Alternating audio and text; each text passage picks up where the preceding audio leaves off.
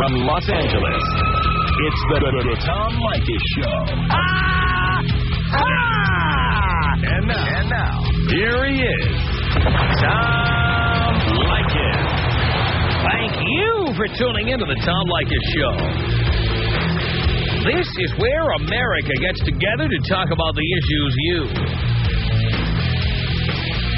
really care about.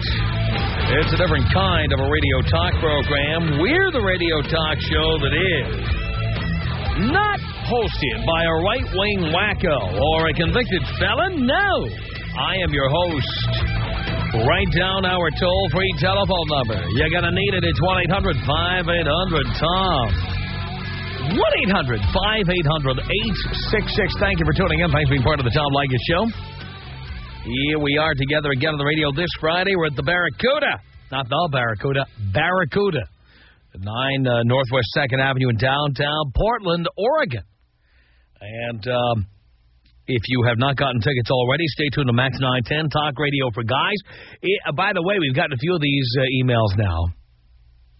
Not nearly enough. If you're a 9 or a 10, I mean a Portland 9 or a 10. We're not expecting Baywatch 9s or 10s because Baywatch was not shot in Portland. But if you are a Portland 9 or 10 and you would like to, you don't want to go through the whole rigmarole of getting tickets to this event, you just like to come in the back door with me and Gary and the staff. If you think you're with the band, so to speak, send us an email. The email address is tom@blowmeuptom.com. By the way, don't forget the picture. I have a number of people who've sent me emails going, I want to go to Portland. I want to go with you. No picture. We need to see what we're getting. All right. By the way, the ticket is for you. You and your hot friend. It is not for your boyfriend. Not a surprise for your husband and your anniversary. It is not for your gay friends, your male friends, your best male friends. It is for you, the hot chick, and maybe your hot friend. But you're leaving everybody else at home. It's girls' night out when you come and hang with us, okay? So send it to tom@blowmeuptom.com. We're looking, we're reading, we're searching, we're looking for hot chicks. tom@blowmeuptom.com. If you're not as hot, if you're an 8 or less, just stay tuned to Max 910 Talk Radio for Guys for details on how to get tickets to our big event in downtown Portland, Oregon this Friday. Okay? Sound good? Good. Thank you for tuning in. Thanks for being part of our program. Here we are together again on the radio, and I want to talk to you in this hour. You know, we have talked about what is cool to do and what is not cool to do with the people that your friends have been involved with. We have talked about the people who have, your friends have dated, the people your friends have been married to, the sisters and brothers of your friends, the mothers and fathers of your friends. We've talked about that. And now what we want to talk about is your friend, male, female, doesn't matter, has an ex, an ex-husband, ex-wife, ex-boyfriend, ex-girlfriend. And things did not work out with them. Didn't work out. She was a bitch. He was an a-hole. She was a C-word. He was a goddamn criminal. You know the deal. Okay. So your friend broke up with this person. And then for whatever reason, you started dating them. You did. You went out with them. And I'm wondering, what happened when you did that? How did the other person react? How did the relationship work out? Here's how I look at it, okay? I always say this. You know, everybody who's single today was put out in the recycle bin by somebody else. Everybody that you think is the greatest thing on two legs was a jerk, was a C-word, was a bum, was a creep to somebody else. You look at them and you say, how could anybody ever think this was a jerk? This is like the best person in the whole world. And the reality is somebody else knows more than you do, and that person said, oh, my God, put this person away. Right? So there you are dating somebody, your best friend or one of your other friends, was married to, dating, living with, whatever. What happened? What's happening now? How did they react to it? How are you reacting to it? How did the relationship work out? That's what I want to find out from you. So if you are dating or living with or married to somebody that your best friend or one of your many friends was involved with at one point in time, I want to get the whole story. Tom Leykis. 1-800-5800-TOM. Tom Leykis. I love your show. Your show is what turns me on midday. The Tom Leykis Show.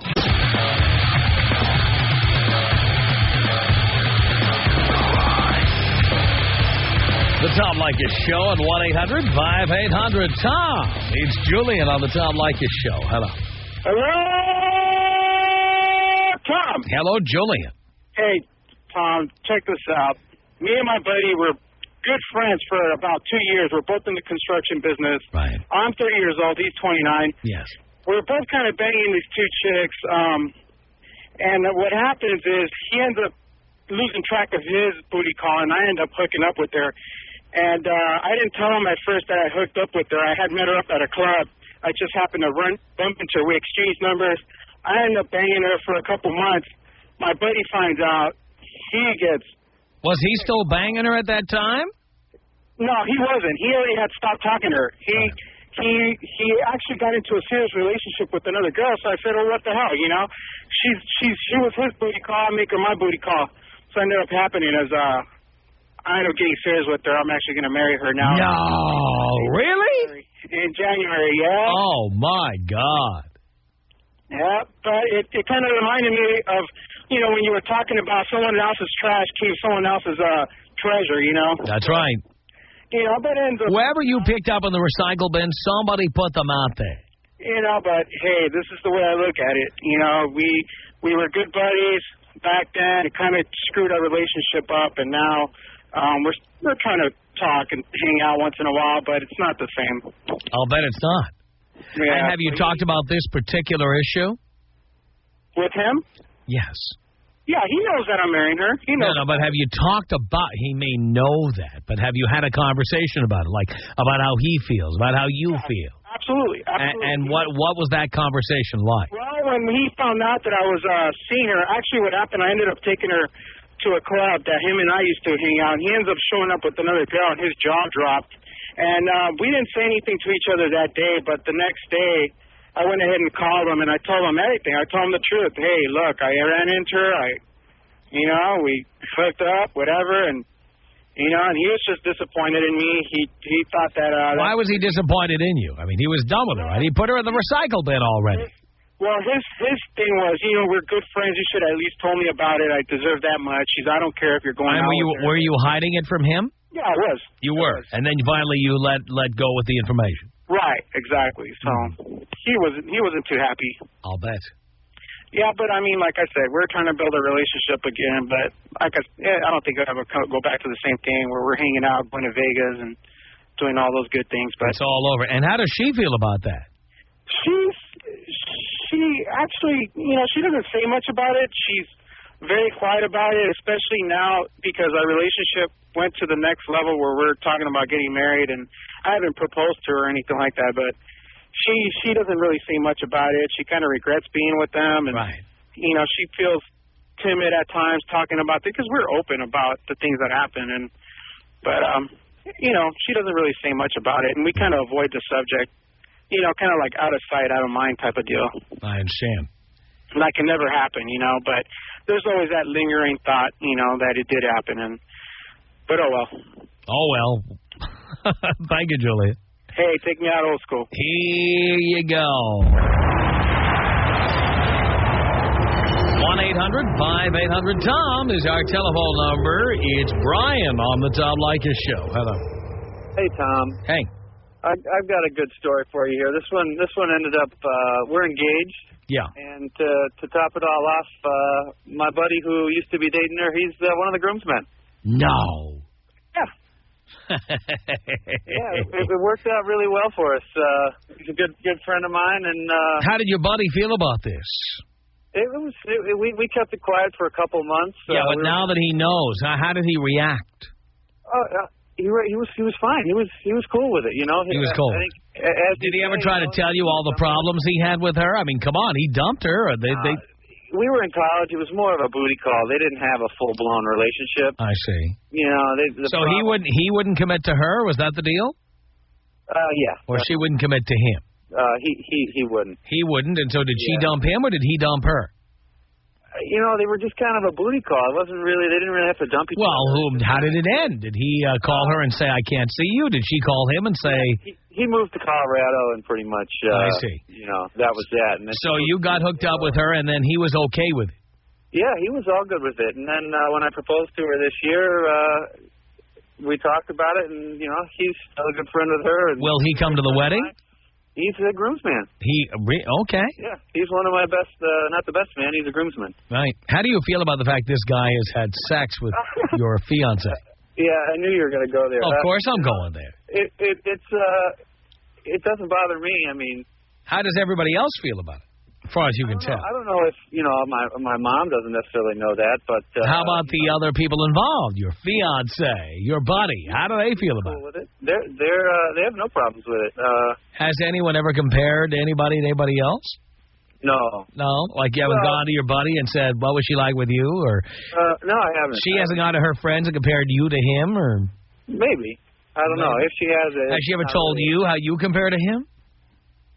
Of course, so yeah, and what she? Oh, you're better, of course. And you believe that too. That could be window dressing. You had to marry her. He didn't. Well, yeah, not yet, but. Yeah, but you had to. Yeah. He didn't. Yeah. No. You know what that usually means, don't you? No, what does that mean? Usually means he was better than you, but you're more reliable, dependable, nicer guy. You're a nicer guy. That's a different show. But he was better in the sack than you. The better than you, that's a whole different show. If you had that topic, but she told you you're better.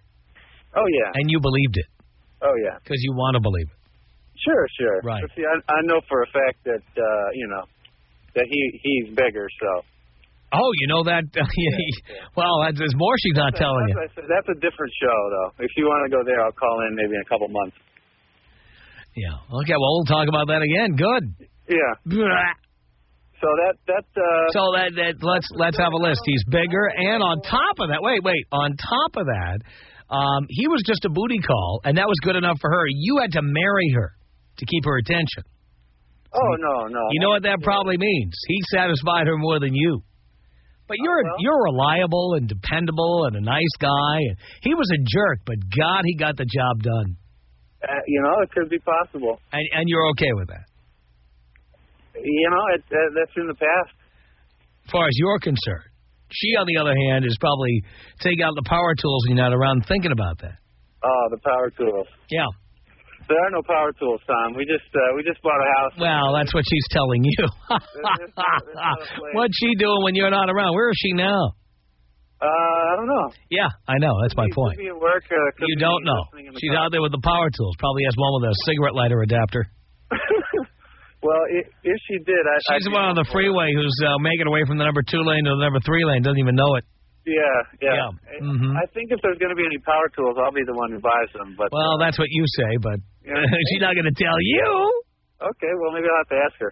Yeah, maybe you should. She's a big fan of yours. I'll bet she is. So she would know I'm right, of course. Well, I'd be curious to see if she's listening and wants to talk about it. Bet you would. Thank you, Brian. All right, can you take me out with a no cough? Here you go, Brian.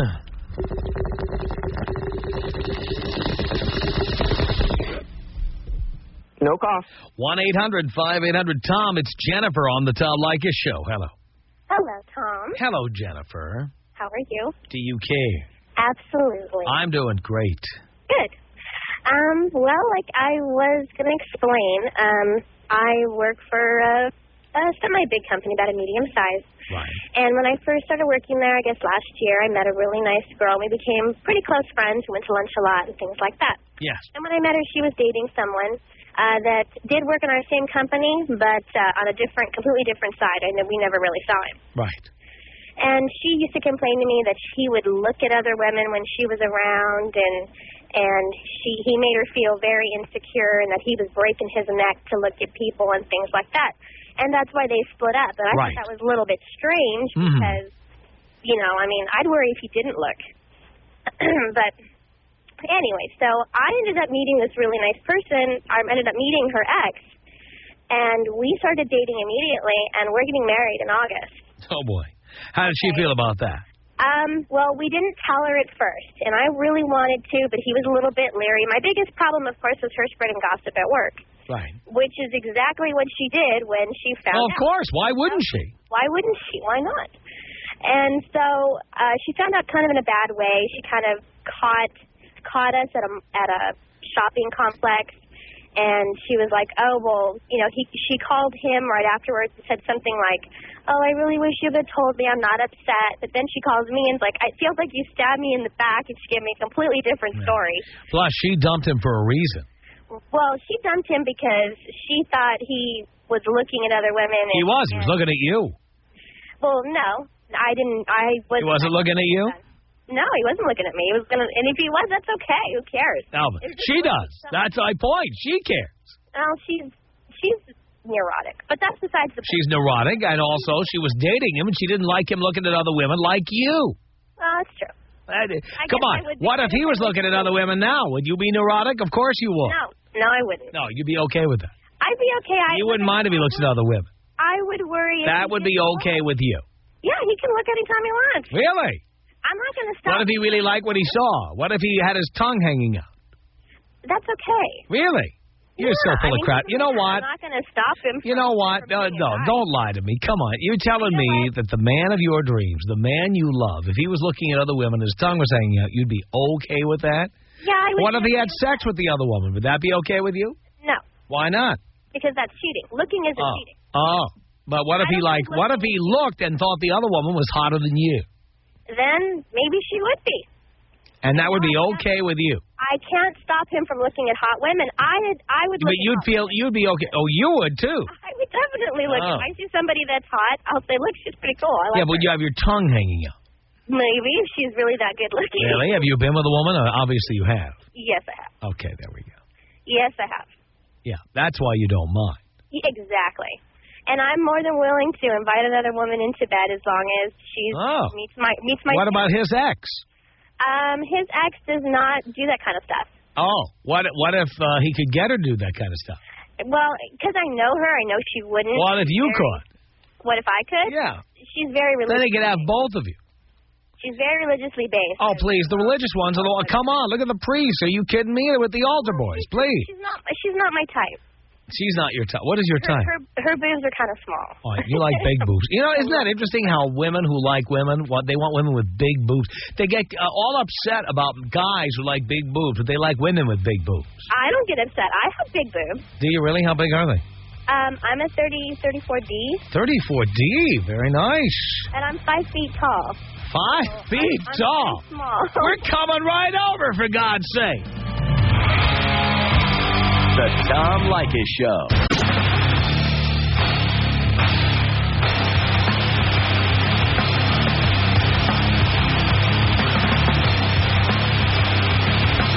This is the Tom Leykis Show. At 1-800-5800-TOM. Have you dated a friend's ex, gotten involved, married them, whatever? What happened?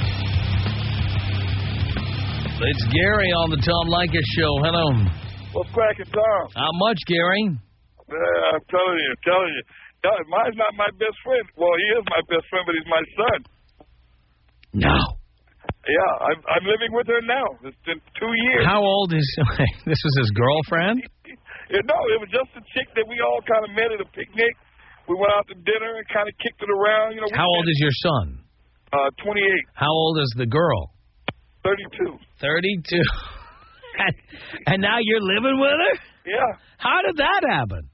She kept calling me trying to get in touch with him after the one night that they kicked it together, and I kept telling her, I said, hey, he thinks you're a little bit too old for him, you know, and he's got a girl. He's not going to leave her for you. And she didn't have anybody, so I said, well, hey, just kick it with me for a minute or two. How did your son feel about that when he found out the truth? He's my best friend. That he was okay with it? Yeah. We could run through this with a gang of people. Really? Yeah. And has she ever compared the two of you? I think maybe once early in the relationship. What'd she tell you? He was a little smaller than I was.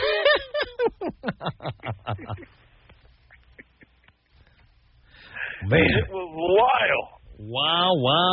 And so now you're with her. And how is that when he comes around, your son? How's that? He was just over yesterday. We were putting a wall unit together for the new TV and stereo, and it's just kicked. Does he ever go in and try to do her now? I think she was too old. She was out of his league. Doesn't mean he wouldn't try. What guy ever turned down free sex? The older guy probably. Tell you what, I'd try. I'd still be trying. I don't know. I get a little sweaty, hooking up the wall unit. I'd be right in there rubbing up against her. Are you kidding me? It's just the opposite. That's why he was there to put it together while I watched. You can watch him do all kinds of things. I mean, I wouldn't have a problem with it if that's what he wanted to do. But really? Would you like to see that? Would you like to see your son in action? I don't think so. I ain't the hairy asses. How about seeing your girl with your son? It would be interesting, I think, but it wouldn't blow my skirt up, Tom. Really? Nah. Do you wear a skirt, do you, Gary? The figure of speech. Well, Gary, thank you for checking in from, of all places, Santa Clarita. Thank you. Okay. Later. See ya. 1-800-5800-TOM is our telephone number. It's Rick on the Tom Leykis Show. Hello. Hey, how you doing, Tom? Okay, Rick. Oh, man. Anyway, I got a little story for you. Yeah. All right. My best friend, well, he was my best friend, lived next door to each other for about 13 years. He was seeing this girl for about 2 years, and then she cheated on him. So that relationship was done. With you? No, not with me. No, but we became friends, like really good friends. Yeah, you were the shoulder to cry on? What was the deal there? Well, basically, she still wanted to hang out with me. So we went out to the club one night. Let's just say we had a fun time after the club. Oh, really? Yeah, well, that wasn't the last time. Right. And then it happened, well, I think it's 2 more other times. Really? Yeah, I think last night was the most recent. Wow. And it's going okay for you? It's going all right, except he found out because one of my friends told him. Yeah, and so what does he think about this? Oh, well, we haven't talked. He won't talk to you? Nah. Hey, he lives right next door. Did you try? A little bit. Not really. See, the problem is we go out to the same clubs all the time. He ignores you? No, not really. He just goes around and tells everybody all my personal secrets. Like what? I don't want to get into those right now. Come on, you're anonymous. What? I said you're anonymous. Like what? Just stupid done in the past, like involving some friends of mine and some other troubles I've gotten into. Uh-huh. But obviously that only makes you more attractive to her. Yeah. Oh, more than likely. Yeah. Listen to you. You're so proud of yourself, too. Me? You. I am. Oh, you have no idea how proud I am, because he always said that I can never get with her. Rick, thank you so much. It's Jason on the Tom Leykis Show. Hello. Hello, Tom. Hello, Jason. What's happening? Not nearly enough, babe. My favorite professor of all time. How many have you had? Well, I've had plenty. I got a BA degree, so what do you know? Really? I see. Okay. You're a badass. That's right. Oh, Bachelor of Arts. I'm sorry. All right, so my buddy, I dated this girl for, I don't know, a few months or so. Right. He's my best friend from Yes. way back, junior high school, the whole 9 yards. Right. And then we broke up, nothing bad, it wasn't no big deal. And a few months later, he's like, hey, do you care if I ask her out? I'm like, no, go for it, man. And so now, this is years later. They're married, they have a kid, have a house, we hang out. Everything's cool. As a matter of fact, I'm looking at him right now. He's about to take me flying. He's learning how to be a pilot. Really? Yeah. He's okay with that? He's all right with it. I'm all right with it. It's no big deal. You know, we're all friends here. We go back, way back. So, all right, so why did you dump her?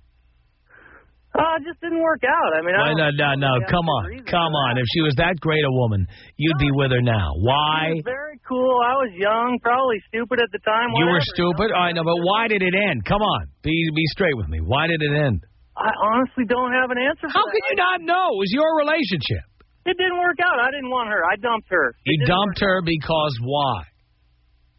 I don't have a good reason. Come on. It's one of those things, man. She was cool. Everything was good. We dated. Why would you dump somebody where everything was cool? She was great. She was. Well, you know how it is having a girl around. You don't always want a girl around. And she was looking, she was looking for the future, man. And so you dumped her because she wanted to get married and you didn't? Well, not exactly, but I think it would have led to that direction. You know what I'm saying? So. And you didn't want that to happen. Yeah, I didn't. And he didn't. Your buddy didn't mind getting married to her, but you did. Well, apparently. Really? He's with her now, and they have a great relationship. It's cool. We hang out all the time. My wife and I now. I just got married. My wife and I, we go up there, hang out. It's good. Wow. Who cares? Well, not me, Jason. Thank you for the call.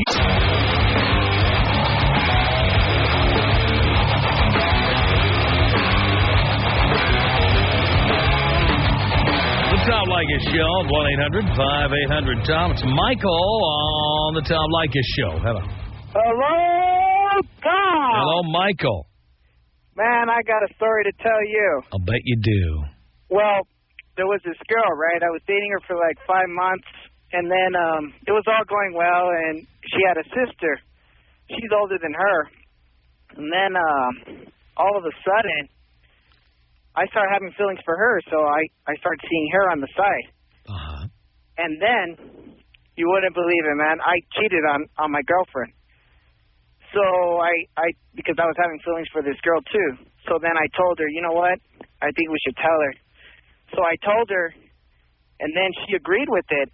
And now I'm banging both of them. No, at the same time? Man, I'm telling you, it's the best thing ever. Really? Listen to you. Oh, my God, I tell you, man, I go there every day. Every day. Really? 3 times a day. And are they there at the same place at the same time, or how does this work? Same place at the same time, or if not, it'll be just one of them. But you've done them together, or what? Done them together, threesomes, man, I tell you. Do they touch each other? That's what we all want to know. Oh, man, they get crazy with each other. Do they really? Yep. They don't care. They used to call that incest. Oh, really? Yeah, man. Hey, it's the best thing I've ever had. Man, I tell you, it's one of the best things. Wow. Yeah. Most guys just dream of that. I've never, you know what? I've done lots of things. That's the one thing I have not done. I have not done the sisters. I've not done the mother-daughter thing. I've come close many times, but I've never actually gotten it done. And I tell you, these are Cali 10s, dude. Really? Yeah, Tom. Holy cow. Thing, man. Sounds really good to me. And right now, I'm driving down there because I'm going to meet one of them, the one that I was with for 5 months. No. Really? Yep. Wow. She called me up and she said, hey, come down. I was like, sure, no problem. And they live on their own. Oh, yeah. I love that. Heck, yeah. Well, Tom, thanks for letting me get through. Michael, I'm here to do a public service, as you know. 1-800-5800-TOM is our telephone number. Carl on the Tom Leykis Show. Hello. Tom, what's up, man? Not much, Carl. Oh, I had to call and share this little moment with you, Tom. I was married for 5 years, doing okay, had a son, and our best friends that were couples, we went and did stuff together, had a good time and stuff. Friday rolled around, we were all supposed to go out on the boat together, and the kids were gone at the grandparents. They had kids too, 2 boys. And things happened where my wife couldn't go and her husband couldn't go. So we just ended up going out together for like the day. We were just going to go for 4 or 5 hours and have a good time. And next thing we know, we didn't show up till Monday afternoon at the house. No. It was pretty crazy. But check this out. After about 6 months of everyone kind of getting things settled out and stuff, they get together. No. Yes. Really? They ended up getting together because they ended up spending all their time on the phone talking about what jerks we were and how we ruined their lives, and next thing you know, they're together. Is that so? What was that like? A month child support to her, and he's paying $600 child support to us. Oh, my God. I would love to see that. You don't have any video. You don't have any video, do you? What's that? You didn't do any video of this, did you? Well, we do a little computer fun. You know what an MPEG is. How about you send one of those in? Come on! Oh, you want me to give it up? Give it up. Come on, it's me. Hey, you're coming to our town next Friday. Not next Friday, this Friday. You're going to be there in a couple of days. Yeah, you're going to be there this Friday. You going to bring some video for me? You want some video? You know, I know for a fact that my girlfriend is listening right now. She's driving home like I am from her job. She leaves at 4:30, and she's probably cringing right now. But I'll talk to her and say, hey, let's throw this on disc and send it to Tom when we get down. No, bring it down. Bring it down. She wants you to sign her up. You know what I mean? I'll sign her up. I'll give her an official Tom Leykis ass cracking. All right. That's what she needs. That's what she likes. I know what she needs. I don't need you to tell me. I know what she needs. That's right. You know how those girls are. Yes, I do. Hey, that's why it worked out. This girl was a little freaky, and her husband had, like, gone nowhere, and my old lady went nowhere. I was like, man, I need something a little different. And we just hooked up perfect. God damn, that sounds good. We all hang out on the holidays together, and everything's really cool. We still go out on the boat together. Really? All 4 of us and our kids. And do you all get it on? What's the deal? No, I kind of lost total attraction towards my ex. I don't know what it was. I don't have no. Well, what if you saw your ex and your buddy together? Oh, I don't really care. I don't have to deal with her crap no more. Maybe that would get you hot. Maybe you'd find your ex more attractive. Do I find her more attractive? Yeah, would you? Maybe you would. No, he still likes his ex. I caught him the other day. We were out on the boat, and he reached over and was snapping on her G-string. God damn, I love this. Tom Leykis. 1-800-5800-866. Tom Leykis. 1-800-5800-TOM. That's the gentle way of telling someone they've gotten fat. Oh, I'm worried about your health, honey. Baloney. You're worried about having to look at that person naked. The Tom Leykis Show.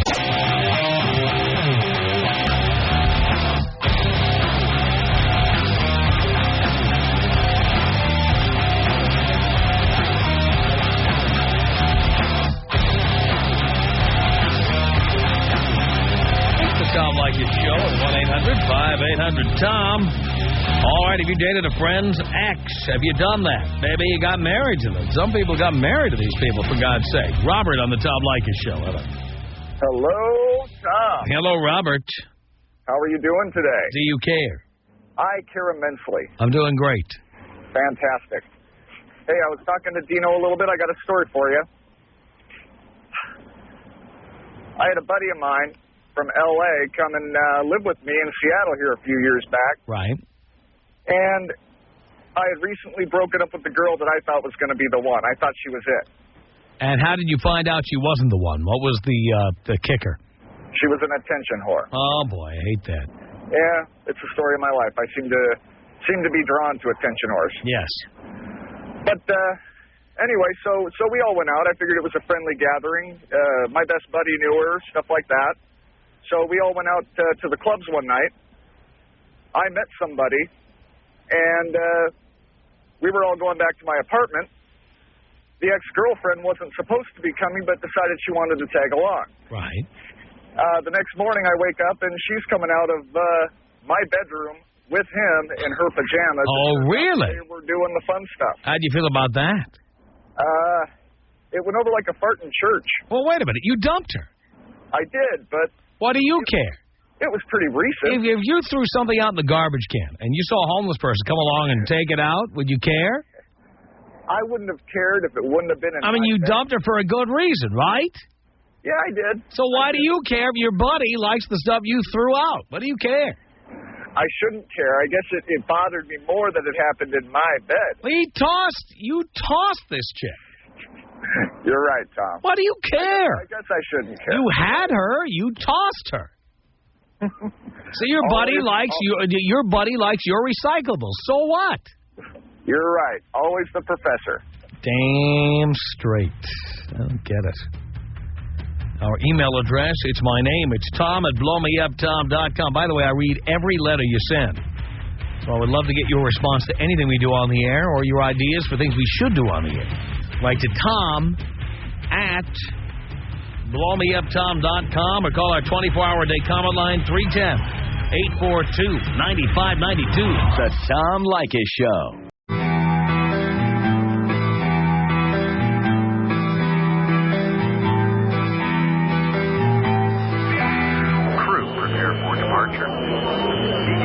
Checklist. Engine temperature, check. Vodka temperature, check. Martini shakers, check. Cue announcer and go announcer. From the cockpit, it's the Tom Leykis Show. We've been cleared for final departure, and the pilot has switched off the no martini sign. So please feel free to drink and frolic about the cabin. And now, here he is, Tom Leykis. Thank you for tuning in to the Tom Leykis Show. This is where America gets together to talk about the issues you really care about. It's a different kind of a radio talk program. We're the radio talk show that is not hosted by a right-wing wacko or a convicted felon. No. I am your host. Write down our toll-free telephone number. You're going to need it. It's 1-800-5800-TOM. 1-800-5800-866. Thank you for tuning in. Thanks for being part of our program. We appreciate it. Chad writes in from Huntington Beach. He says, I've been a loyal listener for quite some years now. And I have a burning question to ask you, Tom. All of the beautiful, successful women I've been with end up being controlling bitches. Let me stop the email right there.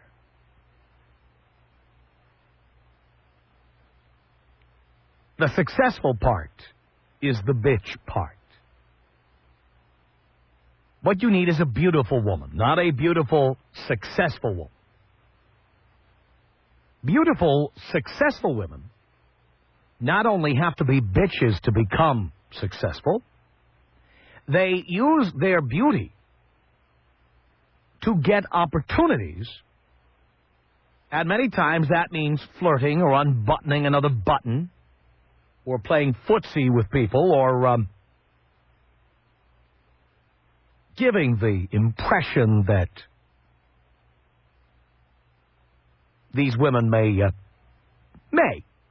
which they may or may not do, but giving the impression to men that they may put out in exchange for the right opportunity. Even if you are with a beautiful, successful woman and you can stand her bitchiness, you always have to wonder what she's doing when she comes home late at night. Who is she having dinner with? Who is she trying to curry favor with? Where are these lunch meetings taking place? What is she doing out of town? You want a beautiful woman, but you don't necessarily need a beautiful, successful woman. Successful women are bitches, and they're frequently not beautiful. And then when you get one who's beautiful, that's a deadly combination if you're looking for a relationship. Wonderful for a booty call. Lousy for a relationship. There are just some women who are better as booty calls than as wives. I think back on booty calls of the past. And in preparing for this program, I thought, could I have married these women? Could I have lived with them? Could I have stood to have seen them in the light of day? And the answer for at least 90% of them is no. No. Now, as booty calls, I have had TV producers, lawyers, doctors, master's students, realtors, all of whom drove very nice cars, except for the master student, who probably is driving a nice one by now. All of whom worked very, very hard. All of whom had no time for a social life. And so rather than my having to be at a bar and call them at midnight, 1, 2 a.m., whatever, and say, hey, what are you doing? I could sit there enjoying a late-night TV dinner or bottle of wine or whatever by myself at home. And that phone would start ringing about 11 p.m. And it would be a woman's voice. Hey, what are you doing? Hey, what are you doing means come over and F me. That's what hey, what are you doing means. By the way, when a guy says, hey, what are you doing, it means I'd like to come over and F you. It doesn't mean what's on TV or what's in the news or what are your political opinions. It has a very specific, though vague, meaning. Vague in that you're speaking in a roundabout manner. Specific because it doesn't mean any of the other things it could mean. It means only one thing. But when I think back, first of all, I've been with many beautiful women, and the ones who are beautiful and successful were primarily booty calls. And the reason they were booty calls is because if I'm in a relationship or if I'm married to somebody, which I have been repeatedly, as you know, I don't want to sit home waiting for you to get home. I don't want to be sitting by the fax machine waiting for you to fax me from your hotel room in some other state or some other country. I love you. Waiting to hear the fax machine go off. Waiting for an email. I don't want to do that. I have a life. And if I'm going to, in any way, devote myself to a particular person, I want that person to be around. Like when I need them to be around. So I have had relationships with beautiful women. Beautiful, successful women have been relegated to the late night time slot. And if my family were still speaking to me now, which mostly they don't, they would verify that if I gave the names of these women, which I won't, so hang on to your hats, girls. I'm not going to say a word who you are, that you've been with me. Don't want to ruin it for the other guys, because I've already driven those BMWs into the ground. But my family, my friends, for the most part, did not meet these women. In fact, in one case where a friend of mine met one of these women, it was because I worked with her, and then later, when we weren't working together anymore, she became a booty call.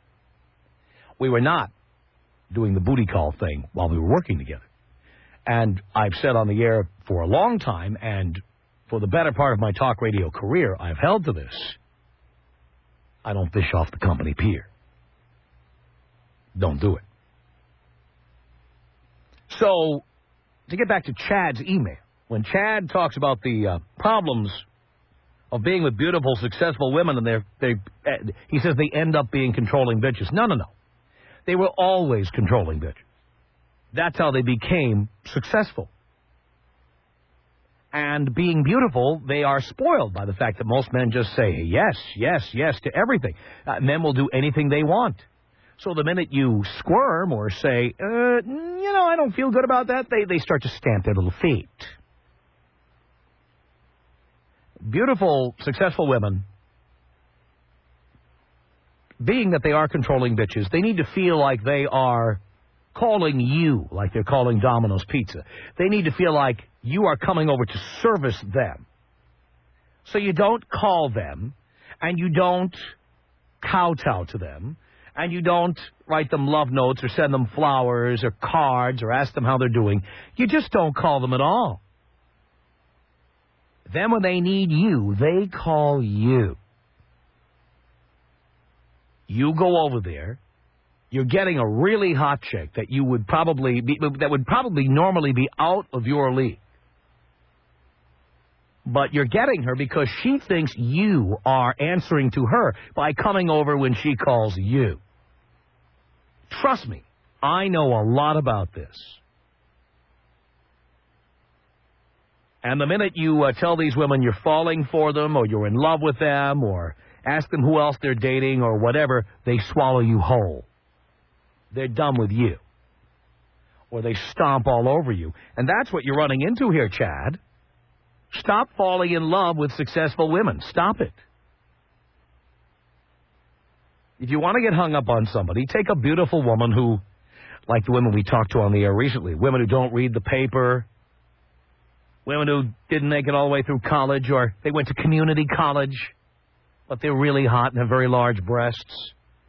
With those women, you can have a very happy relationship. Even if it's just a dating relationship and it doesn't go anywhere, you'll be very happy. These women will not bombard you with their political opinions. They will not beat you up trying to prove how smart they are. They will just, they will just drape their breasts all over your face. And then there won't be anything left to say, and my God, do you really want to have a conversation with a woman anyway? We said a long time ago on this program, I can't believe there's a show called The Vagina Monologues. Women never shut up as it is. The last thing I want is their vaginas having conversations with me. Shut up. Most women are walking vaginas anyway, as you know. And I mean that in every sense of the word. All right, so Chad's email, and it's brief. It continues here. He says, the small handful that aren't bitches are always taken. Well, again, the ones who are beautiful and not successful, they are the trophy wives. They are the girlfriends of rock stars. They are the girlfriends of musicians. They are the girlfriends of guys who appear that they can afford them, even if the guys can't actually. Or the guys who use a hypnus factor to attract women, what have you. That's the deal. Chad says, I've got a good amount of girls coming in, but none of them have the qualities that would make a good wife. Can you please explain the qualities in a woman that would make a perfect wife? Thanks in advance, Chad of Huntington Beach. Well, Chad, if I knew what made a perfect wife, I wouldn't be divorced 4 times. I just want to start with that. Because every time I got married, I thought I finally had it figured out. But let me tell you some of the things I don't want, which might help us get closer to the answer, and then maybe some of you can help me fill in the blanks here. 4 times married, I can tell you what I don't want. These would be imperfections. Now, we began with what I was explaining to you. Any woman who comes home from work later than I do, bad. Bad. Women who enjoy girls' night out or vacations with the girls, bad. Out. Women who think they're smarter than I am, whether they are or not, and inevitably can't shut up about it, and want to debate me all the time about every little thing I say, everything that comes out of my mouth. They want to test me all the time and quiz me on things and see how much I really do know about stuff, throwing out multisyllabic words or obscure dates in history and things, and then waiting to see if I... Have you ever been with a chick like that? Oh, awful. Horrible. Dean, you are right. Scenes in public. Chicks who cause scenes in public, especially being a public figure as I am, bad. The chicks who cause scenes in public are frequently great in bed because they're insane. They're insane. The trick is to keep those to being booty calls, so you're never in public with them. My mistake with the last woman I did that with, because you just can't dress these up and take them out, okay? The last mistake I made was when I went to an event that I won't name because anybody who was there probably knows which event I'm talking about. I showed up at an event with a very beautiful woman who should have remained a booty call. And she was dressed very elegantly, and she showed up and immediately accused me of looking at all the other women in the room. Then after she had enough apple martinis in her gut, proceeded to storm out of this formal affair, hoping I would follow after her or run after her. Indeed, after she had downed 4 apple martinis, she proceeded to go to the parking structure, get her car, and tear off, and I later find out, expected me to get in my car and follow her after she is well over the legal limits of blood alcohol content. I'm supposed to then go on a wild goose chase, chasing her through the streets of Beverly Hills. That was not going to happen. Didn't happen, was not going to happen, and that was my mistake for trying to take a booty call out in public. See, I made that mistake, and I learned. But you know what? In bed, she was unbelievable. But the problem is when you try to dress them and take them out somewhere. It's like you boys who have been dating. How about you boys out there? And you know who you are, right? The bank vice presidents or the loan officers or the insurance salesmen or whatever who have to go to these schmoozy events where you're meeting potential clients or existing clients, people who expect you to be dignified and professional, and you've been dating some biker chick who's covered in tattoos, and she wants to come with you to one of these things, and then she gets there and wants to know where the Jack Daniels is. And you are there trying to sell life insurance policies or jumbo mortgages or whatever it is you're trying to sell. Then you're having to explain how this chick who is dressed inappropriately and has piercings in places she shouldn't have them. You have to explain why she's there with you, and people are kind of looking askance at you. Boys, you know you've done it. She should have stayed a booty call, but you couldn't do it. You broke down under the pressure and you brought her along. I only know about this because I've done it myself, boys, so just be honest with yourself. You've done this. Don't do it again. I know I won't. All right? And qualities I do like in women. Women who know when to shut up. Women who know how to put a hot meal in front of me. Fold my socks, iron my shirts. A woman who knows what buttons to press on the washing machine. A woman who, when I want sex, she wants sex. When I want to watch the game, if she doesn't want to watch the game, she indulges me and doesn't give me a hard time.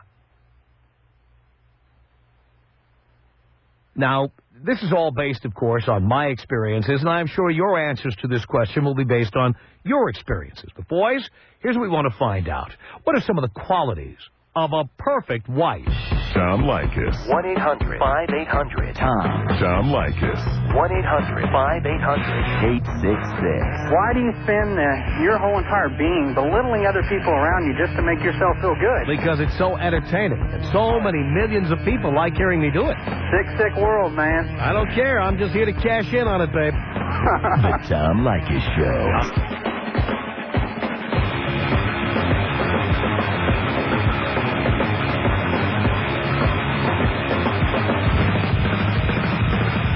Tom Leykis Show. David, hello.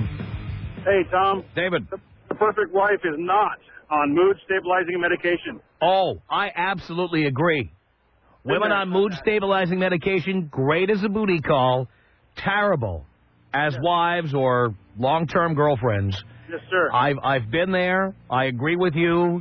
No Zoloft, no Wellbutrin. None of that stuff. You are absolutely right. And by the way, while we're at it, no alcoholics or drug addicts. You know what I'm talking about? What makes the perfect wife? Call us and tell us. It's the Tom Leykis Show.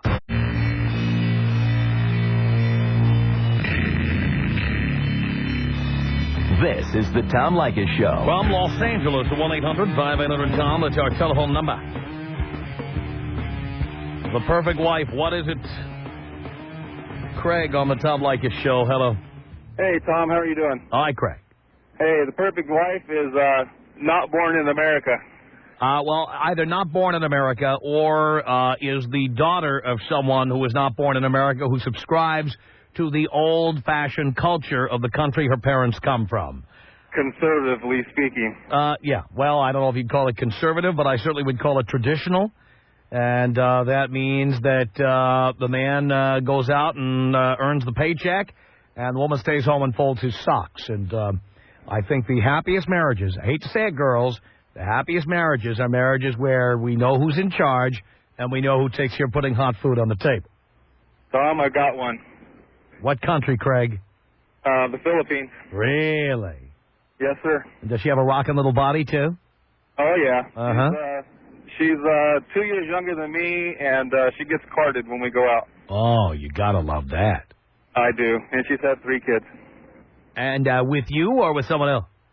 2 with me and 1 previously. Look at that.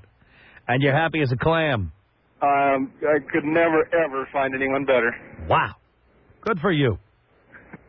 Tom, I just wanted to point that out. I was surprised you missed it with the talk that you had about the Brazilian girls a few months ago. That I missed what? That the women from other countries seem to be a good choice. Oh, we've talked. Well, yeah, I forgot to mention that here. You're right. I mean, I've mentioned that in terms of dating. I said I would never, ever want to date another woman who subscribes to American values, feminism, what have you. I'm out. Yeah. Out.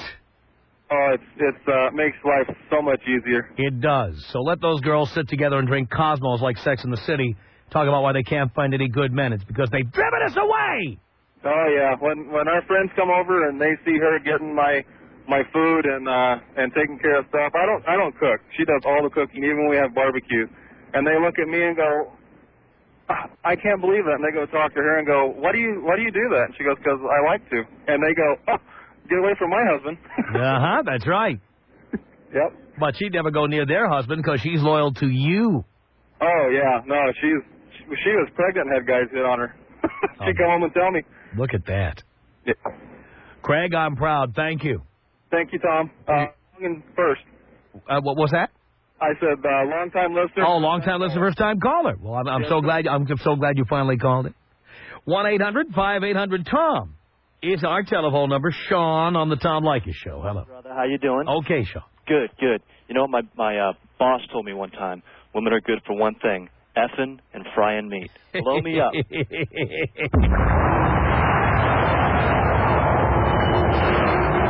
1-800-5800-TOM is our telephone number. Let's say hello here to Norm on the Tom Leykis show. Father. Son, how are you? Oh, I'm doing great. Just turned 30, dumped the Xbox, and now we're moving on. The Xbox. You know it, brother. I do, too. But I do believe that I'm looking for a woman without a voice box. Oh, there you go. That'd be perfect for me. Yeah, I understand. I know exactly where you're coming from, pal. By the way, do I see here you're in Waynesboro, Pennsylvania? You got it. We just got you about 6 months ago, so I decided to change my life. I know Waynesboro because about the year you were born, I was selling real estate in Waynesboro, Pennsylvania over the telephone. Wow. Yeah. Wow. You're like in the Poconos area. You got it. I know exactly where you are. Yep. Well, thanks, Father. Take me out to JFK. Senior or junior? Thanks, senior, of course. Senior, of course. Here you go, Norm. 1-800-5800-TOM is our telephone number. Ian on the Tom Leykis show. We're trying to find out the qualities that make a perfect wife. Hello. Hello, Tom. Hello, Ian. How's it going? Pretty good. All right. The perfect wife. How about a stay-at-home wife that has everything done by the time you get home from work? No pictures on the web. Doesn't make more money than you, because if she does, by the time you guys get married, she's going to think she's in charge because, hey, I make more money than you, da-da-da-da, whatever. Right. Doesn't have an email address that says cutegal6969. And let's see, how about the guy that called her, the guy that was just before me about no voice box. That'd be horrible if you had a girl with no voice box, because then you'd have her talking with that stupid machine. Hey, how are you? Where are you coming home? You know, where are you coming home? I'm waiting for you. 20 minutes. Where have you been? Why do you smell like beer? Oh, man. All right. Hey, Tom, can you take me out with the bong hit and thank you, Jesus? Here you go, Ian.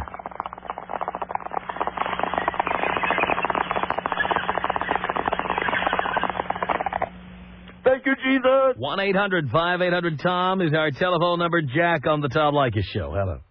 Hey, Tom. How you doing? All right, Jack. I just want to say that I'm dating an Israeli girl, and she was born here, but her parents are Israeli, and it is just magnificent. I come over her house, and her mom won't even let me get up to do any to get any food or anything like that. To get it all for me, and if I try to do the dishes or anything, they just won't have it at all. Perfect, because you didn't want to do it anyway. No, I don't. And she's completely virginized, and boy, those Israeli girls, they are sexual beings. Oh yeah, Great. they're pretty wild. Oh my God. I lived with an Israeli woman for 3.5 years once. Oh my God. I don't know about that. I'm a little too young for that, but geez, man, it is just unreal how great it is, how different it is from American women. These American women, they just, I mean, they'll suck it, but you know, I mean, there's a little bit more than the life than that. You know what I mean? I like steak and eggs and good meal. Yeah, exactly. I know. I enjoy your show, Tom. It is great. Jack, thank you for that. Tom Leykis, 1-800-5800-866. The Tom Leykis Show. Tom Leykis Show at 1-800-5800-TOM. Thank you for tuning in. Thanks for being part of our program. We appreciate it. What makes the perfect wife? Alan on the Tom Leykis Show. Hello. Tom. Alan. How you doing, bud? I'm doing okay. That's fabulous. I got to tell you, Tom, I got the perfect woman, and you wouldn't believe it. She's American. How did that happen? What country are her parents from? What's that? What country are her parents from? American. All the way. Really? She's a white girl. Wow. Couldn't believe it. She's from Sarasota, Florida. Wow. Hard to imagine. It is hard to imagine, Tom. She cooks.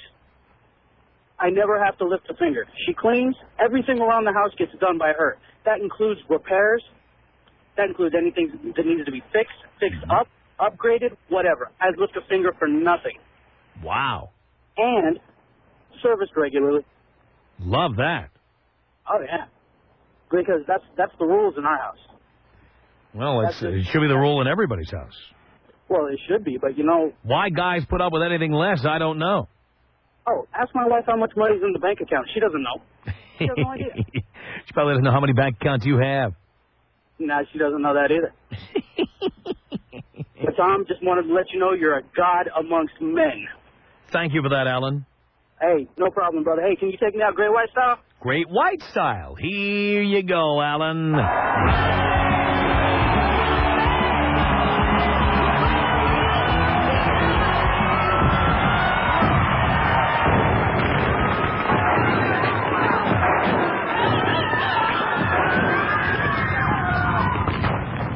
1-800-5800-TOM. This is Cheryl on the Tom Leykis Show. Hello. Hi, Tom. First-time caller, long-time listener. I love your show. And if I wasn't already married, I'd be looking for a guy like you. Really? Yes. I am also an American woman.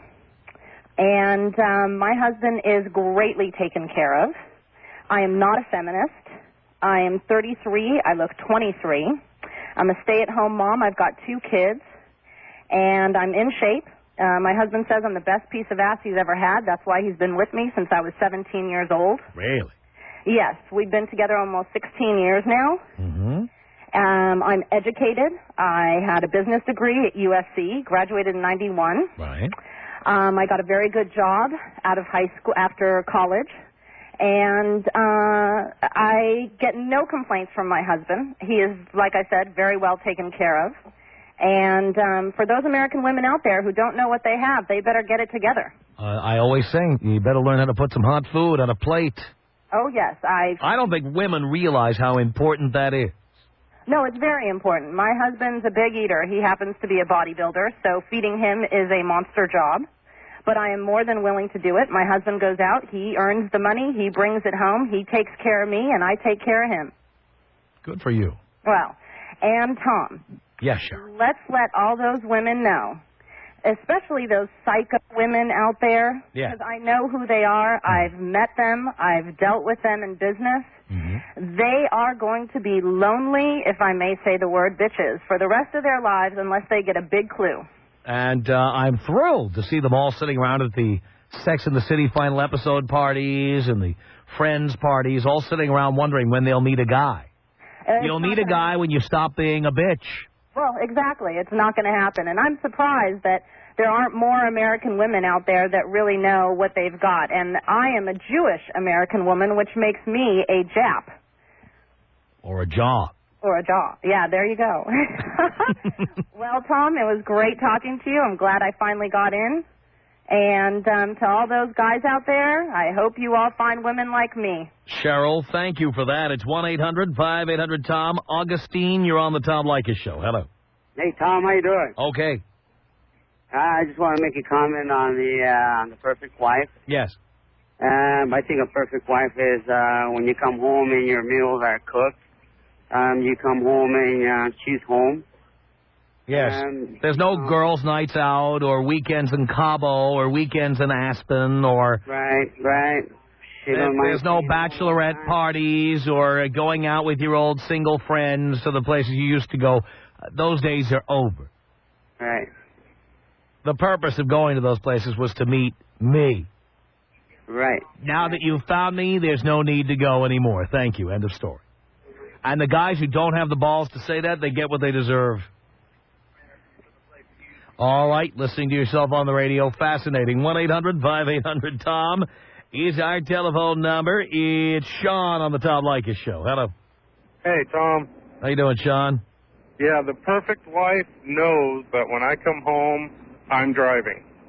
Anytime we go anywhere, my wife doesn't even take her keys with her because she knows that if we go somewhere, I'm driving. Yeah, I don't need mommy driving me around. I really don't. Yeah, I see these guys driving down the street with their girlfriends or whatever driving the car, and the first thing I think is just meow. Yeah. Yeah, the girl is driving the Jetta, and the guy is sitting slumped over in the passenger seat. Yep. Yeah, we go anywhere, my wife knows I'm driving. The only way she drives is if I let her. Sounds good to me. Tom Leykis. 1-800-5800-TOM. 1-800-5800-866. When one of your boys becomes a puss, you got to do like an intervention. I will get all of my friends in a room someday, and we'll just, grab some foam bats, and we'll beat the pussy right out of them. That's right. The Tom Leykis Show. Leykis.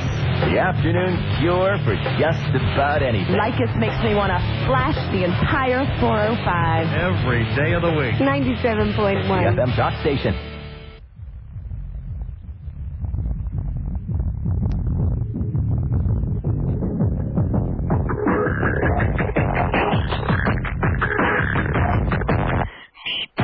Tom Leykis Show, 1-800-5800-TOM. That's our telephone number.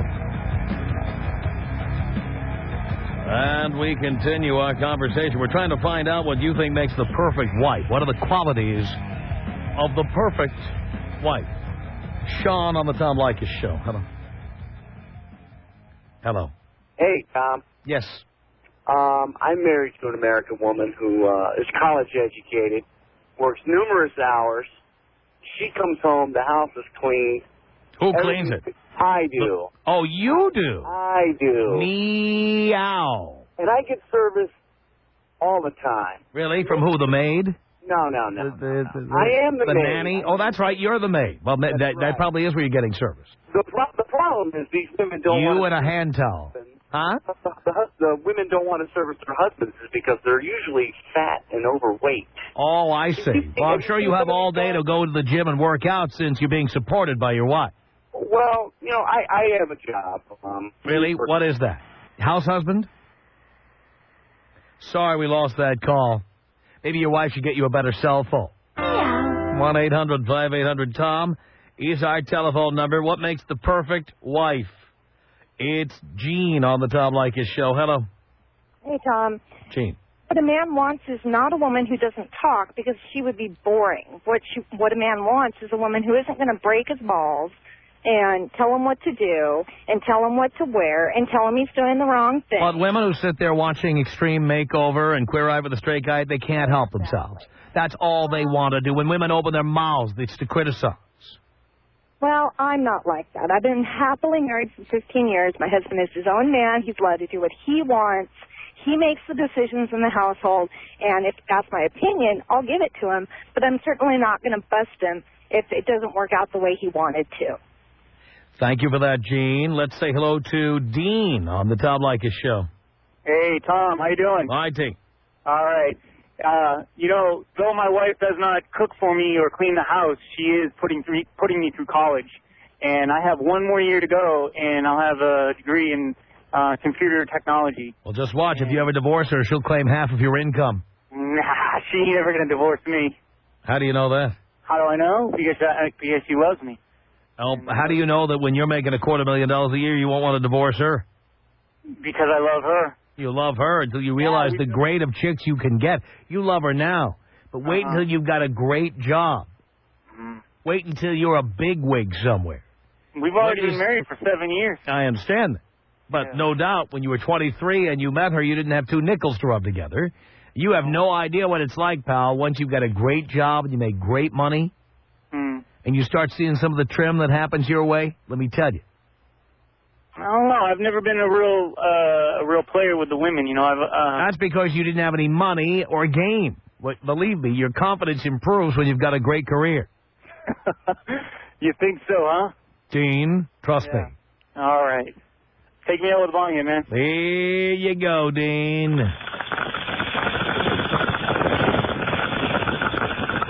Take some. All right. Our email address is my name, and I read all that crap you send in, too, by the way. It's tom@blowmeuptom.com. If you got that, tom@blowmeuptom.com. Or call our comment line 24 hours a day with comments about our show. You can dial this number, area code 310-842-9592. The Tom Leykis Show. Write down our toll-free telephone number. You're going to need it. It's 1-800-5800-TOM. 1-800-5800-866. Thank you for tuning in. Thanks for being part of our program. Here we are together again on the radio. And good to be here, as always. Hopefully it's as good for you as it is for me. Telling you. Anyway, I appreciate your business. Appreciate you doing business with us here. All kinds of things going on in the world. Kobe Bryant stunned the world today by entering a not guilty plea. How long has he been waiting to say that? Yeah, it's been a long time. Who knows what's going to happen there? Kobe expected to be back in time for tonight's game against the San Antonio Spurs. We certainly, as Angelinos, we're hoping he gets back in time. I was watching on ESPN today, by the way. They cut together a series of clips of Kobe Bryant's play in days when he flew back from Eagle, Colorado. They actually had like a produced piece where they cut together all of his appearances. The day he flew back. And, of course, in all of them, he performed some kind of heroic feat. Is that so? One of the all-news stations here in L.A. referring to Kobe's accuser, Kate Faber, as KF. Were they reading court documents, Dean, or what were they doing?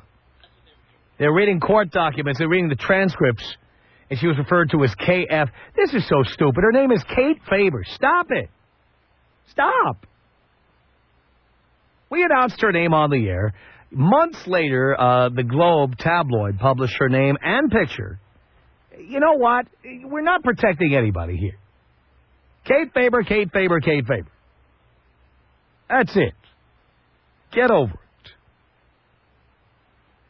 So stupid.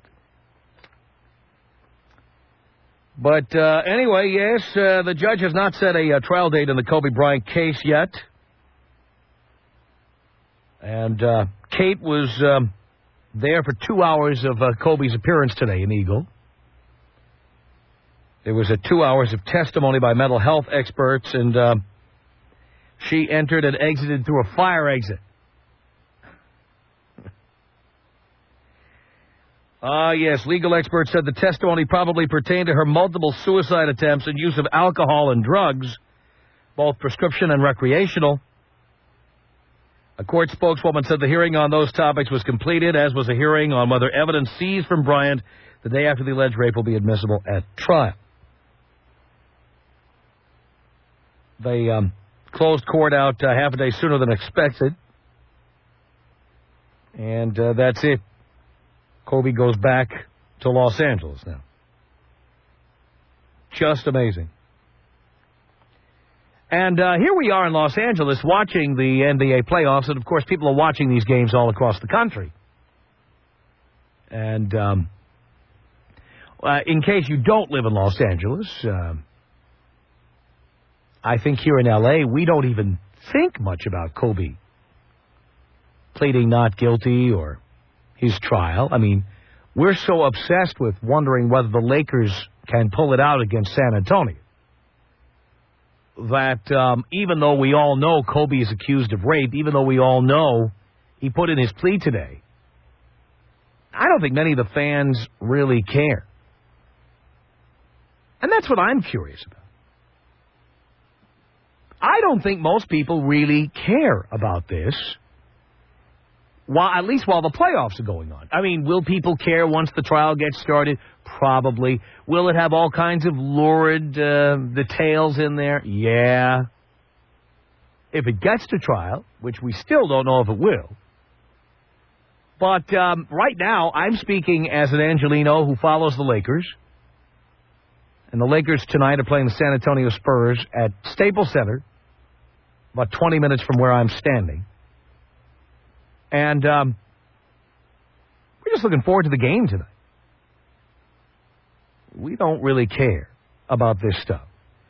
I don't think most Angelinos think Kobe Bryant is guilty. And I don't think it has anything to do with Kobe being a star basketball player. And I'm wondering if people care whether Kobe is guilty. As a Laker fan, I only care if he can score 25 or more points tonight. I only care that he doesn't throw up a brick or an air ball. My concern is that Kobe Bryant's style of play will mesh with the play of Karl Malone and, to a lesser extent, Gary Payton. That they can wallop the Spurs as they did on Sunday. I'm speaking as an Angelino. Now, you may live in a city with another team playing, and that may be what you care about. Maybe you just are one of the people around the country who hates Los Angeles, likes to see L.A. teams lose. And certainly it makes for good fodder if you want to shout things at players. Are you one of those people who shouts at the players, like shouts personal stuff at the players? Don't worry, I've been one of those people, too. And you know when you're at the game, it's all the court of public opinion. There's no listening to the evidence and waiting to see what happens. You know, Kobe's a rapist. Ray Lewis is a murderer. You don't bother to wait for the outcome of the trial. Are you kidding? You take whatever evidence you have and you throw it down there and see what happens. No doubt about it. But we're coming up on the 1 year mark. 1 year since Kobe gave Kate Faber what many people think she came up to the room to get. And here we are now. The playoffs are going on. The Lakers made it through an entire season, and Kobe did miss a few games, but more because of injury than because of court. Hasn't missed any games in the playoffs. And I'm wondering if you're an NBA fan, and as you know, the NBA is as hot as a pistol, and really has been since the days of Michael Jordan. The NBA has taken over, especially among younger fans, as the professional team sport of choice. More than baseball. Way more than hockey. And for many people under the age of 35, even more popular than the NFL. So lots and lots of people are watching these games. My question for you is, as you watch, do you think about Kobe and what he's going through? Do you think about his trial? Do you think he's guilty and therefore it affects the way you feel about these games? Does it have any impact on your enjoyment of the games? Are you a heckler? Have you gone to a game and said stuff about Kobe at the top of your lungs? Maybe you've been to a game. We've been to a few around here. So anyway, as Kobe hurdles his way back towards Los Angeles, I'm really interested in knowing what you think. Tom Leykis. 1-800-5800-TOM. 1-800-5800-866. Oh, you're so not nice. I'm just honest. I know. I love you for it. The Tom Leykis Show.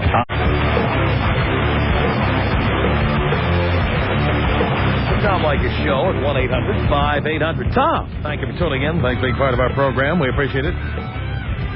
Here we are together again on the radio. And Kobe Bryant entered his not guilty plea in Eagle, Colorado today. Little Kobe talk never heard, right? Middle of the NBA playoffs. What the hell? Let's say hi to Monique on the Tom Leykis Show. Hello? Is that a question or a statement, Monique? It is a question. Oh, how do you answer that question? Hello, question mark. The answer is... How are you? That's answering a question with a question. Okay, Tom, I just called to tell you that bitch, I can't stand her. Which one? Kobe's accuser. Oh, Kate Faber. Yeah, that's... Come on now. Now, how does it affect, when you're watching the games, do you think about Kobe's trial? Do you think about these accusations?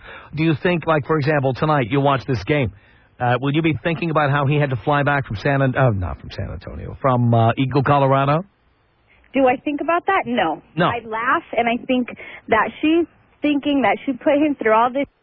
He's still kicking ass. Yeah. That's what I think. I know it's driving her crazy, her mother crazy. They'd rather he just be, like, forbidden to play, forbidden to make a living. Did you see her mom crying, saying, oh, all those victim girls? Yeah. Come on now. Yeah. That's just... She probably felt stupid. Her daughter's a slut. Well, that's certainly the opinion of many people. Oh, yeah. I mean, just the idea that some other guy's remnants were in her panties is of course enough to make people feel that way. Yeah. Mm-hmm. All right, Tom, I just wanted to tell you I'm a long-time listener, first-time caller. First time I called, I got through, so... And I love you, and can you take me out Kobe style? Here we go, Monique. Oh. This is about us. She's so special to me. It beats in my heart. The air I breathe. She's so special to me. It's 1-800-5800-TOM. This is Rob on the Tom Leykis Show. Hello. What's happening, Tom? Not much, Rob. Hey, man, I agree with you 100%. You know what? If Kobe wants to come back and play his ass off, let him play his ass off. As long as he plays good with Carl and Gary Payton, I'm a big Gary Payton and Carl fan. If they can play as a team, go after the ring, baby. Do what you need to do. Lakers are the only ones who represent the West Coast. The hell with the Sonics. Well, you get so tired of hearing about other professional sports teams like the New York Yankees, the Dallas Cowboys. If you're on the West Coast, the Lakers are the West Coast team. The Lakers are the West Coast. That's the rest of these teams are nothing but a bunch of pee-wee wannabes. Well, you know? The whole Eastern Conference in the NBA stinks. Well, you know what? Just to show you, the Miami Heat are doing well. What does that tell you? Bigger pockets. If you're watching the playoffs and Lamar Odom is in the second round, something's wrong with your division. Exactly. You know, and they can't. There is no competition out here. You know, if they come out here, they think they know all this stuff and do all these things, but you know what? When hands down, Lakers got everybody beat. And if Kobe needs to fly back from I don't care if he flew back from Mars. If he wants to come out there and throw down 35 points, let him throw down 35 points and let him bring it to the hole. Just keep dishing the rock to him, let him do his thing. Like you said, every time he comes back, hey, man, he's got to take out his frustration somewhere because he's being accused of something that everybody knows that she wanted in the first place. Well, everybody certainly believes that, and I'm among them. Thank you. 1-800-5800-TOM is our telephone number. This is Ulysses on the Tom Leykis Show. Hello. Hey, Tom, how you doing? Okay. Great, man. All I got to say that I'm one of those people that don't think about, what Kobe did, what that chick did. Screw that chick, man. All I care is... Kobe did. All I care is that NBA title is coming back to the West Coast. Do you think that... Oh, now, that's a whole other question as we turn into sports talk for a moment here. Do you really believe that the Lakers are going to come back from being down originally 2-0, now 2-1? Do you think they will come back and win this? Oh, that's going to happen. It's coming back. Really? That chick is all wacky. All she wants is money. All she wants is fame. All right, now we're back to the chick again. We're back to Kate Faber. I asked you a question about whether the Lakers can come back from a 2-1 deficit. Oh, yeah. And now you're back to Kate Faber, huh? They can come back. They'll come back. They didn't do it last year. Now, what's different this year? Oh, they got the other old guys. They're gonna make. They got the other old guys. That doesn't sound promising the way you say it. They got experienced people. They got experienced people that've been out, in the NBA. They can do it. It's all a lack of communication. I think they're getting the hang of communication. All of a sudden. It takes time, Communication doesn't happen. Because you have to admit, I love the Lakers to death. They stunk the first 2 games. Stunk. I gotta say, but you know what? It's all about communication. These guys didn't look 35 or 40. They looked 50. Next to San Antonio in the first 2 games. Right. But I gotta say that they're gonna come back. They got the power. They got the communication. I think they're understanding each other. Yeah. I'm pretty sure they're going to leave that, whatever ego they got, and they're going to get it on. All right, well, we'll find out. Thank you for that. By the way, please, I don't want anybody trying this, okay? I would hate for people at Staples Center tonight to hear the following announcement. Kate Faber, please report to the press gate. Kate Faber. That would be wrong to do, so please don't even try. 1-800-5800-TOM is our telephone number. It's Eric on the Tom Leykis Show. Hello. Tom. Eric. First-time listener. Thank you. A first-time call, long-time listener, whatever. Hey, listen, I feel Kobe's definitely a rapist. Anyone who watched the game the other night, he raped the Spurs like nothing else. So, Kate Faber, I don't know, but I know when he plays basketball, he takes advantage. So, other than that... He bent them over and spanked their ass. That's what he did. Oh, yeah, he probably smacked a couple times. So, hey, Tom, thanks for listening. Eric, thank you. 1-800-5800-TOM is our telephone number. It's Jay on the Tom Leykis Show. First-time caller, long-time listener. Thank you so much. What's up, Tom? You're the man. Thank you, Jay. Anyways, go to the Kobe issue. That dumb bitch, Kate Faber, is a lying whore, for sure. And getting back to Lakers, if I can step up sorry about the language. If they play some defense, they could stop the Spurs. If they get past the Spurs, they're going to win another ring. Bottom line. Well, I think that's true because I don't think that Sacramento's the team they used to be. And Minnesota might be a problem for the Lakers, but if they get past San Antonio, I think they can get past Minnesota. The thing is, though, the odds of coming back from a 2-0 deficit, not having home court advantage, are way against them. Very I think in the history of the NBA, there have been 150 playoff series where there was a 2-0 advantage for one team, and only 7 times out of 150 times did the team that was down 2-0 come back. 7 out of 150. That's not looking good, but as you've seen in the past, Lakers have pulled out some unbelievable scenarios. But they have indeed, but they were not. They didn't have so many 40-year-old and 38-year-old players at the time. Yeah, the glove isn't looking like the glove these days. Not really. Looking like a rubber glove. Rubber glove. Very stretchy. Yeah, but, all right, so you don't think about Kobe's trial or the accusations against him or the fact that he's flying back from Eagle, Colorado. I mean, you'll see him play tonight like nothing happened. And I think, once he steps on the court, I think he forgets about all of his problems. And, as long as he's able to shoot the ball, 30 times a game, I think we're going to see, big... He actually seems to play better on nights he comes back from Eagle, for God's sake. Thanks a lot for the call, Jay. The Tom Leykis Show.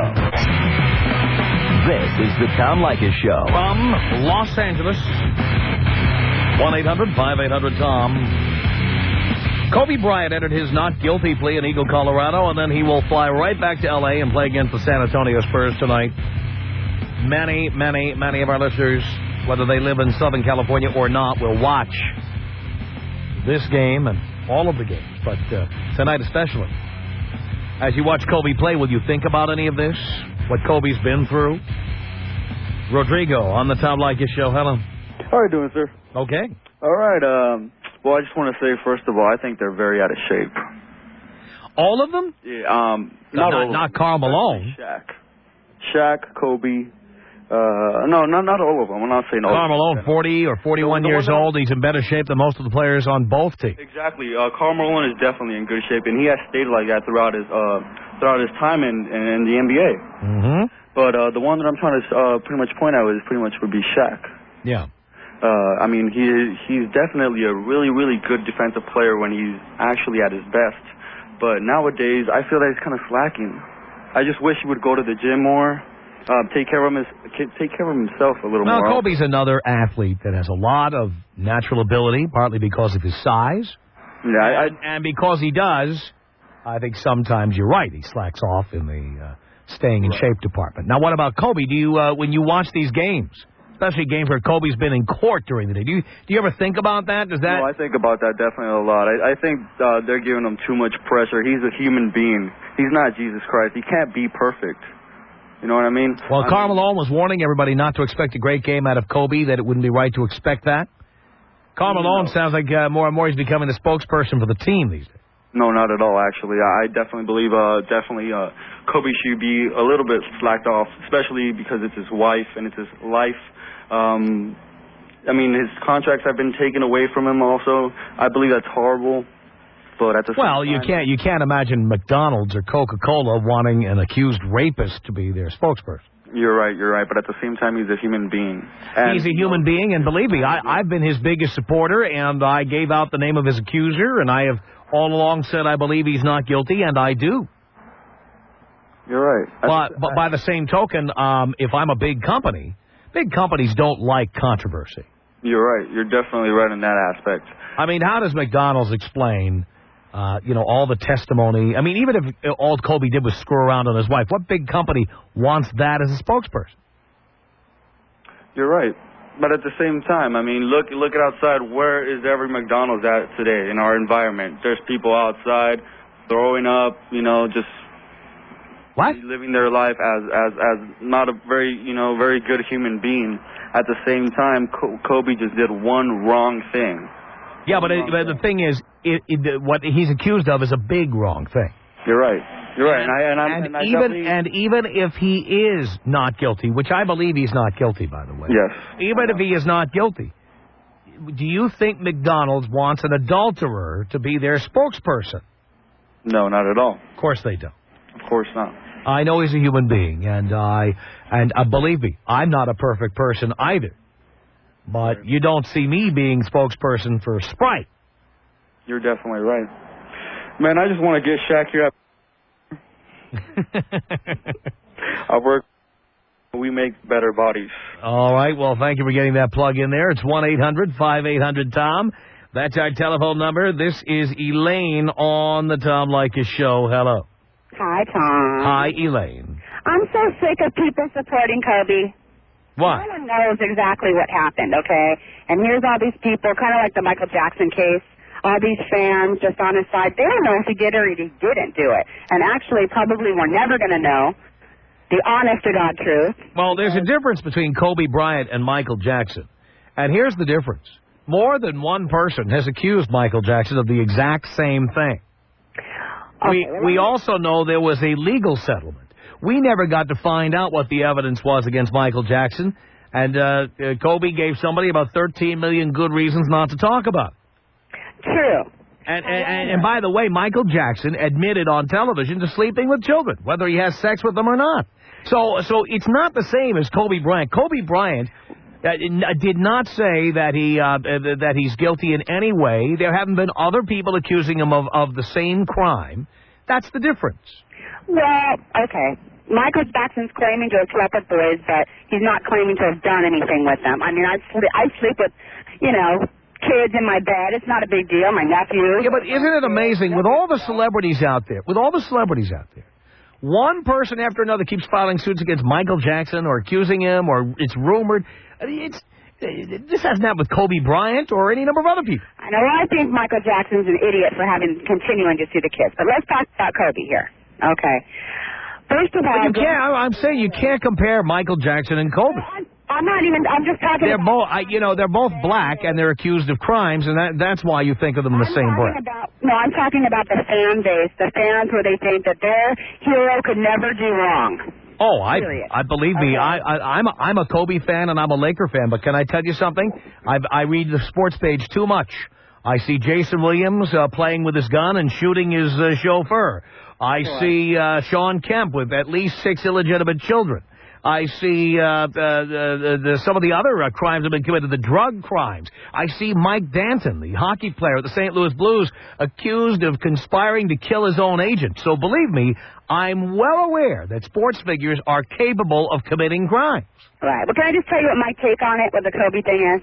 My opinion on it. Because everyone has their opinions, okay? Yeah. And no one's going to know the truth except for Kobe and the girl.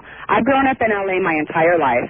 I'm now married, but was the wild child out there every night at clubs. I met a lot of different celebrities, married and unmarried, and I know how celebrities are, okay? And I think, in my opinion, this is what happened. Who knows? How many times were you raped by a celebrity, by the way? I was never raped. Oh, okay, go ahead. Okay, never raped by a celebrity, thank God. Right. I'll be honest with you, forceful people, and a lot of times... Were they forceful enough to rape you? No. Well, I'm not going to call it rape. But you're not going to call it rape because you wanted it. So, therefore, it's not. Well, okay, let me explain to you. As a woman, and it's happened to me a lot of times, and I guarantee it's happened to women across the country. You meet a guy, whether it's a celebrity or not, you think you want to be with him, you're thinking, oh, it sounds good. They expect, especially celebrities, expect you to sleep with them. Sure I do. I do. I tell you what, I do. Exactly. You come up to me and talk to me like that, I expect that you're available to me. Right, exactly. But I don't rape people. Well, I'm just letting you know, they expect to get it, okay? That's what there's a big chasm between expecting someone to have sex with you and raping them. Absolutely. Those are not related even. I'm not even saying it's related. All I'm saying I know where you're going with this, but go ahead and go there. Celebrities expect it. So I believe what happened was she was all excited. There's a celebrity here. It's Kobe Bryant. He's very good looking, young guy. She goes up to his room, which 100,000 other women would do the same exact thing. And I think what happened was it went too far. And once he started, no was not an answer. Now, I don't think it was actually rape, in my opinion. I really don't. Well, if it wasn't actually rape, then what's the big deal? Because she feels like she was. I don't care if she feels like she was. I really don't care. And I don't see why anybody should. Yeah, but at the same time, Ooh, now we're going to convict people because they feel like they've been... The victim feels like they've been murdered or feels like they've been raped or feels like they've been abused, even if they haven't been. Now all you have to do is feel like it to convict somebody. Is that your attitude? I hope you never get on a jury. I'll tell you that. This is what I'm saying to you is, and a lot of women can vouch for this, and I bet a lot of men can too, when... A lot of times... Why would Kobe Bryant... Let me ask you a question. Kobe Bryant, a multi-millionaire... who has the most beautiful wife, she's a 10, and a beautiful daughter. Why in the world would Kobe Bryant talk to a 19-year-old girl in Eagle, Colorado? There's only one reason. Poon. Huh? He's a man? He's a man who wants to get laid. That's the only reason. And any girl, by the way, she's a 19-year-old who is an adult. This is somebody who can vote, okay? Why in the world would you ever believe that a man in his hotel room at midnight would want to have a conversation with you and not have sex with you? Oh, I think she knew what he was going to try and do, but I think that she asked her... So how could you feel like you've been raped if you know what he's going to do and you go up there anyway and you go into the room and you end up having sex? How can you feel like you've been raped? Because he expected to have sex with you and therefore he did? Well, I mean, in my opinion, yes. Anytime I went somewhere, I knew that a guy was going to try something on me. If I'm going to... I'll tell you what, if you think a guy's going to try something on you and you don't want to have sex with him, walk the other way. Why do you get into a conversation with him? Well... Yeah, I agree with that. However, she was 19. Look, if she went to his room And she feels like she was raped, but in reality, she knew the only way she could get to talk to him was by putting out. That's not rape. Well, I don't think she wanted to actually go through with it, but once it started, it was kind of too late. She might have been like, no. If she didn't want to go through with it, why was she there? Don't tell me that you have in your life, or any guys out there in their lifetime, haven't been with a girl where you start messing around, they're like, no, don't. Yeah, but you know what? Yeah, and here's the other thing. You know how many women say no, don't, as they want you to go harder and harder? Exactly. Uh-huh. That's what I'm saying. I don't think he really understood that she was saying, no, I don't want it. No, but on the contrary, I don't think she was saying no at all. Oh, I do. What makes you think that? I mean, I'm based on what? Before in the past. Okay? But there, you said you've never been raped. I'm not saying rape, but I've been to the point where I didn't want to do it, but they were so forceful, I went ahead and did it. Well, then it is rape. So you were raped. Well, I'm saying they're forceful. I didn't want it, but I went ahead with it just because I was there, and unfortunately... Why were you there? Because I was a young girl. Please, you know what? 19-year-old girls today are not like 19-year-old girls 19 years ago. 19-year-old girls, in most cases, have been sexually active for at least 3 years, frequently 5 or 7 years. They know exactly what's going on. I was extremely active. I mean, all I was right. with a lot So of then the fact that you're 19 is irrelevant. Well, I was young. Now, I'll tell you what, if you're 12 or 13, you go to a man's hotel room, I'll buy in. But not 19. You're looking at a celebrity like there's somebody something. That's exactly right. You want to get into his room, and you want to get into his wallet, and you want to get into his life, and so you go to his room. But you know what? The only way you get into a man's life who makes $10 million a year is you put out. That's how you get into his life. He doesn't need you in his life. He doesn't need new friends. He doesn't need to meet girls in Eagle, Colorado that he can send instant messages to on AOL. The bottom line is that if you're in his room, you're there to give him what he wants. That's what you're there for. But you know how many times I've gone to hotel rooms with girlfriends of celebrities or something like that, not thinking I'm going to go there and put out. What do you think they want you there for? Why would they want you, a complete stranger, in their room? Hey, when you go to a hotel, when you go to a hotel, do you want strangers in your room? What possible reason would a man have for having a strange woman in his room? I know, but I was thinking, I'm all excited. This is a celebrity room. Right, yeah. But don't you ever think, why would he want you there? He wants you there, so you give him what he wants. Yeah, but come on. So you're saying... I'll tell you what, I'm on the road a lot, and I'm in hotel rooms a lot. I'm sure you don't... And but the point I'm making to you is I don't want strange people in my room. And if I have a strange person in my room, there is one and only one reason why they've ever been there. By the way, I will tell you that when there have been strange people in my room, none of them have been men. Ever. Doesn't that tell you something? Well, I absolutely agree. Hang on a second. Bob, what did you want to say to Elaine here? Hey, Elaine, I have no idea what you're talking about. You're contradicting yourself. I mean, first of all, you come off and you're talking about Michael Jackson, comparing Michael Jackson to Kobe Bryant's case. It's totally different.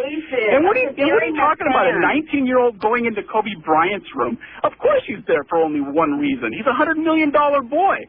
She's going to get some. That's exactly what she wanted. It doesn't even have to be Kobe Bryant. It could be any celebrity. That's how girls are living anywhere in the world. If Tom, it's a celebrity, callers had no idea what what the subject's even about. Yeah. And I'm not comparing the cases of Michael Jackson to Kobe Bryant. I'm comparing you already did. The fans never, they are supporting Kobe 100%. History shows what it is. Every time Kobe Bryant comes back from Colorado, he has a great game.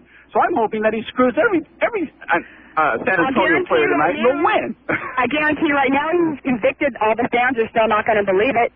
Just like you have the OJ people that never believed it. Convicted. I don't think he's going to get convicted. I'm just saying, if it happens. It just, who knows what Yeah, but you want to know something? If he's not convicted, you won't believe it.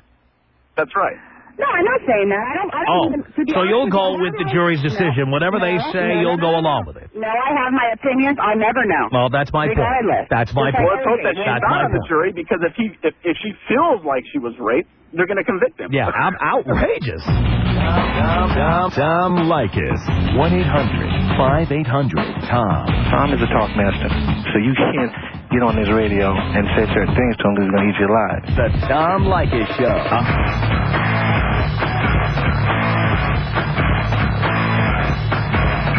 Tom Leykis Show at 1-800-5800-TOM. Maria, hello. Hi. Hi. What's going on? I was listening to your show about that Kobe Bryant guy. Yeah. I think he's right. I think that the girl didn't get raped. I think that it was consensual. And I think he's a pig. He wants to go screw around. He's going to pay the price. Oh, what is the price for screwing around? Going on trial for rape? Whatever the bitch can get away with. Are you serious? So you're telling me that any man who commits adultery should be punished by being put on trial for rape or murder or whatever? Yeah, you're insane. His wife. He's screwing around on his wife. He's married. So, you know what? And there are penalties for that. It harms your relationship. So then let the bitch get away with the money. You know? What money? Which bitch are you talking about? The 19-year-old girl. Well, first of all, Kate Faber is not suing Kobe Bryant for money. Do you know what Kobe Bryant is going to? Do you know what's going on with Kobe Bryant right now? They're going to go after This is not a lawsuit. Do you know what's going on here? Yourself. You saying that she's going after the money? That is, I said no such thing. The caller said that. Well, you know what? I heard you. So you don't know the difference between a caller and a host? You don't know the difference between me and the caller? Like, for example, you're not the host of the show. You're the caller. I'm the host. You sound a lot prettier. You know, I think that she didn't get raped. I think that he just wanted to screw around, and she went all along. I think you're a moronic bitch, but you know what? You're probably great in the sack. Tom Leykis. 1-800-5800-TOM. Well, break it down for me. Tom Leykis. 1-800-5800-866. I had a piece of booty call action in high school. She wanted to hook up, but she got in Crisco on me, man. You know what I'm saying? Fat in the can. She gone Crisco on me. I like that. The Tom Leykis Show.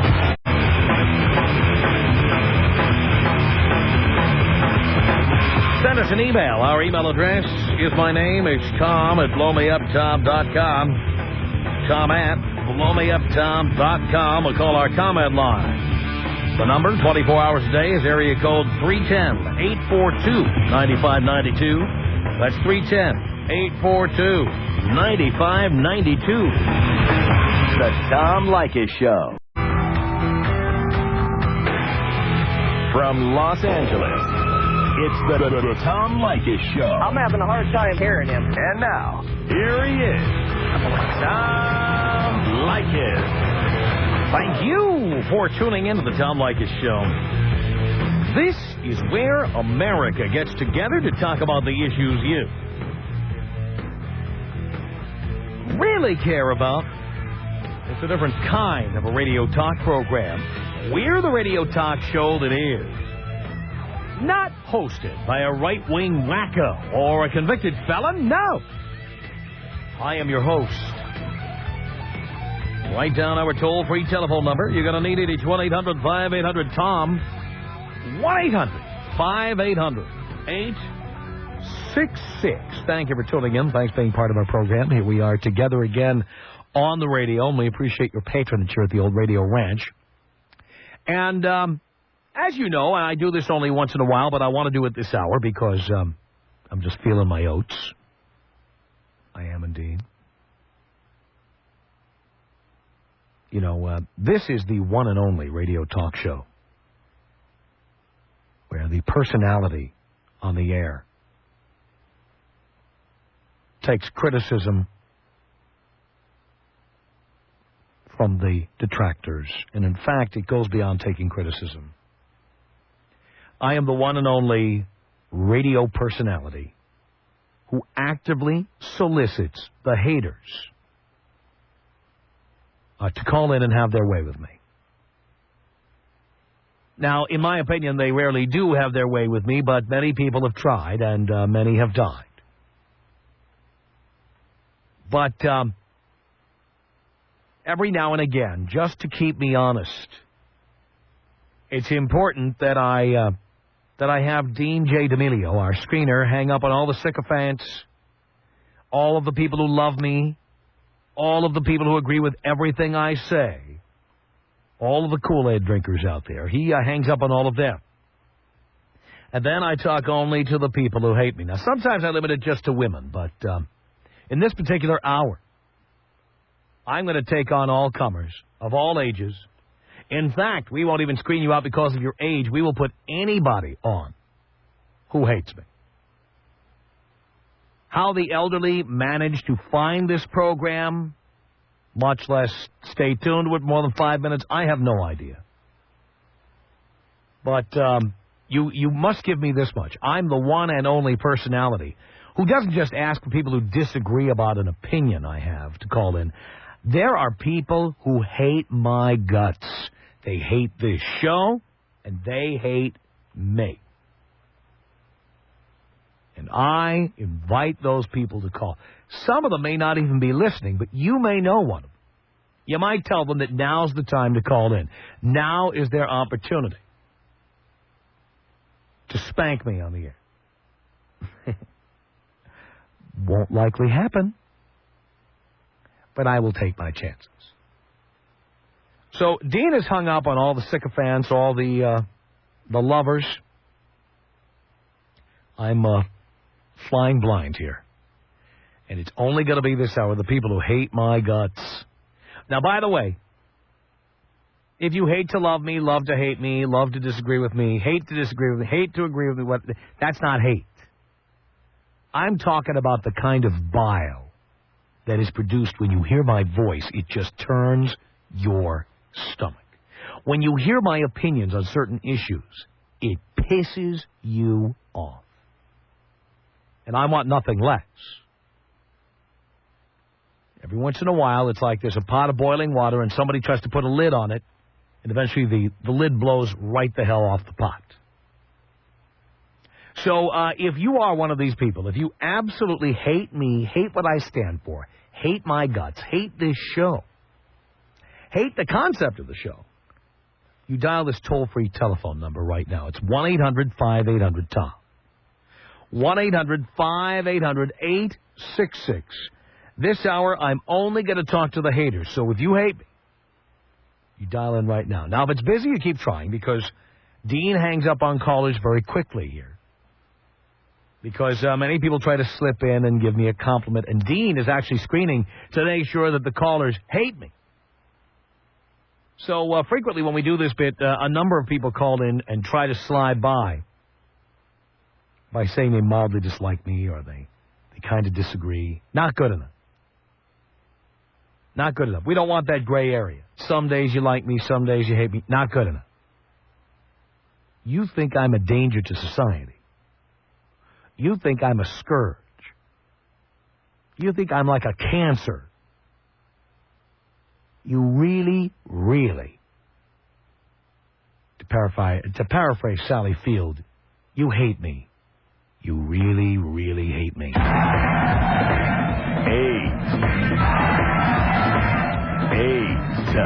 What I've learned from you is I can tell when and how women lie. How do they lie? Anytime they open their mouth. It's the Tom Leykis Show. Tom Leykis Show. 1-800-5800-TOM. And we're talking not just to detractors, we're talking to the people who really, really hate this show, hate my guts, hate what we stand for, hate what I stand for. We've cleared the phone lines of all the people who love me and love the show. And that means if you hate me and you've always wanted to get at me, if you dial right now, this is your chance at 1-800-5800-TOM. It's 1-800-5800-866. This is Linda on the Tom Leykis Show. Hi, Tom. Hi. I don't know that I really hate you, but I think I have you figured out. You have me figured out? Yeah. Really? Yeah, I do. I think that you are really a sick person, that you really hate women. Really? Because you've had so many bad relationships, and that has just completely turned you against female population. And I think you are a danger to our society. Really? How so? With this program. How so? Because if you think about what you preach, you say there should be no families. I never said that. No, you don't propose anyone get married. I said this. In fact, I said the exact opposite. I said the only reason to get married is to have children. Well, you don't believe in love. You don't believe in a male-female relationship. When did I say that? Well, you're telling all your male listeners to completely take advantage of women and get what you can get from them. Men want to get laid. And unfortunately, in this country, we are such prudes. You can't walk up to a woman and say, you know, I really love your breasts. Let's skip to the chase here. Let's cut to the chase, and let's just go back to your apartment and have sex. You can't. You can do that in Europe, and there are other places on the planet you can do that, but not here. So you have to do what you have to do to get what you need. Yeah, but you're telling men to just go after women for what they can get out of them, not have a relationship to get as much out of women. Well, certainly not when they're young, no, because you shouldn't be having a relationship with a woman when you're young. Well, I don't see you telling any age man to have a relationship with a woman for. Well, you should only do it if you feel you need to do it, or if you feel you're going to have children. At that point in time, it makes sense to do it. I have told countless people who've had children out of wedlock they should have been married. They should do it while they're married. Haven't you ever heard me say that to anyone? Well, yes. I say it all the time. Well, then how can you say I don't believe in it if I've been recommending it to people? No. You've also said that men most of the men that you talk to should not even be involved with women because most of the men I talk to are 25 and under, and they should not be involved. I've heard guys call in that are, been through a lot of relationships and have, been burned by women, having babies out of wedlock with them and going after them for their child support and, all the horror stories that you, go on and on about. Do you think they're made up? No. I mean, you get an enormous amount of bimbos calling in, and they completely fulfill every prophecy you've ever said. Yes. And, I'm glad you agree. Well, if you look at your whole picture of what you're preaching here, it's a detriment to our society. I'm not preaching anything. All I'm doing is mirroring the existing attitudes of men. That's why I'm so popular. It's sad. Well, even if it's sad, is it my job to tell people what to think or to just simply reflect their real feelings? Oh, Tom, these guys are calling you Dad, calling you the professor. I mean, they think you're the most smartest person in the whole world. That's because they agree with everything I'm saying. Yeah, what's wrong with that? Well, what you're saying is, we should have a loveless society with no children. I never said we should have a loveless society with no children. I said that men 25 and under should not be having children and should not be getting married and should not have serious relationships. That's all I've said. No, your whole existence on this program is telling men how to get as much as they can from women for as little money as possible. Well, yes. Are you saying women should be paid more for putting out? No, I'm saying... Well, then why are you worried about them getting as much sex as they can for as little money as possible? Why is that an issue for you? They should pay nothing for sex. Well, because you're just trying to get... Prostitution's illegal. They shouldn't be paying for sex. You are trying to get as much as you can from women and give as little as possible. Well, I say that young men should certainly simply... It's I think, tit for tat. I think if you're a young man, you meet a young woman... you'll have sex with her, and she has sex with you. What's wrong with that? Okay, Tom, so at what point in time do all these men decide, okay, let's become, a responsible person? Who's to say you can't be 22 years old and responsible? You can be, and you don't have to have a permanent relationship with a woman in order to be responsible. Well, you're saying to be responsible, you make sure you don't get anybody pregnant, you make sure you don't have any emotional attachment. Right. Pardon? Right. I'm agreeing with you. Yes. Okay. I'm certifying that what you say is the truth. Yes. Well, but at what point... Why does that trouble you? Well, at what point in time are you going to tell them, okay, now you've partied and had good enough time, so now... Well, that's up to them to decide, as long as it isn't before 25. Well, Tom, what if they never decide that? What kind of a society would we have? Well, we'd have a bunch of people. Well, for example, look at all these TV shows like Seinfeld and most of the life of the show Friends. Some of the most popular shows on TV, Sex and the City, they feature people who are approaching 40 who still don't have serious relationships. Yeah, and if they keep practicing what you preach... What's wrong with that? They'll all be 60 and 70. So what? Obviously, if they're having a good time, who cares? Well, but were you just going to kill off the whole population? Oh, please. There's no shortage of populists. Believe me, there are plenty of poor, ignorant people who will continue breeding like rabbits. You don't have to worry about that. You know what I'm saying. What do you say? I'm saying that, you know, what you're preaching is not... It's totally against families and the... I'm not against families.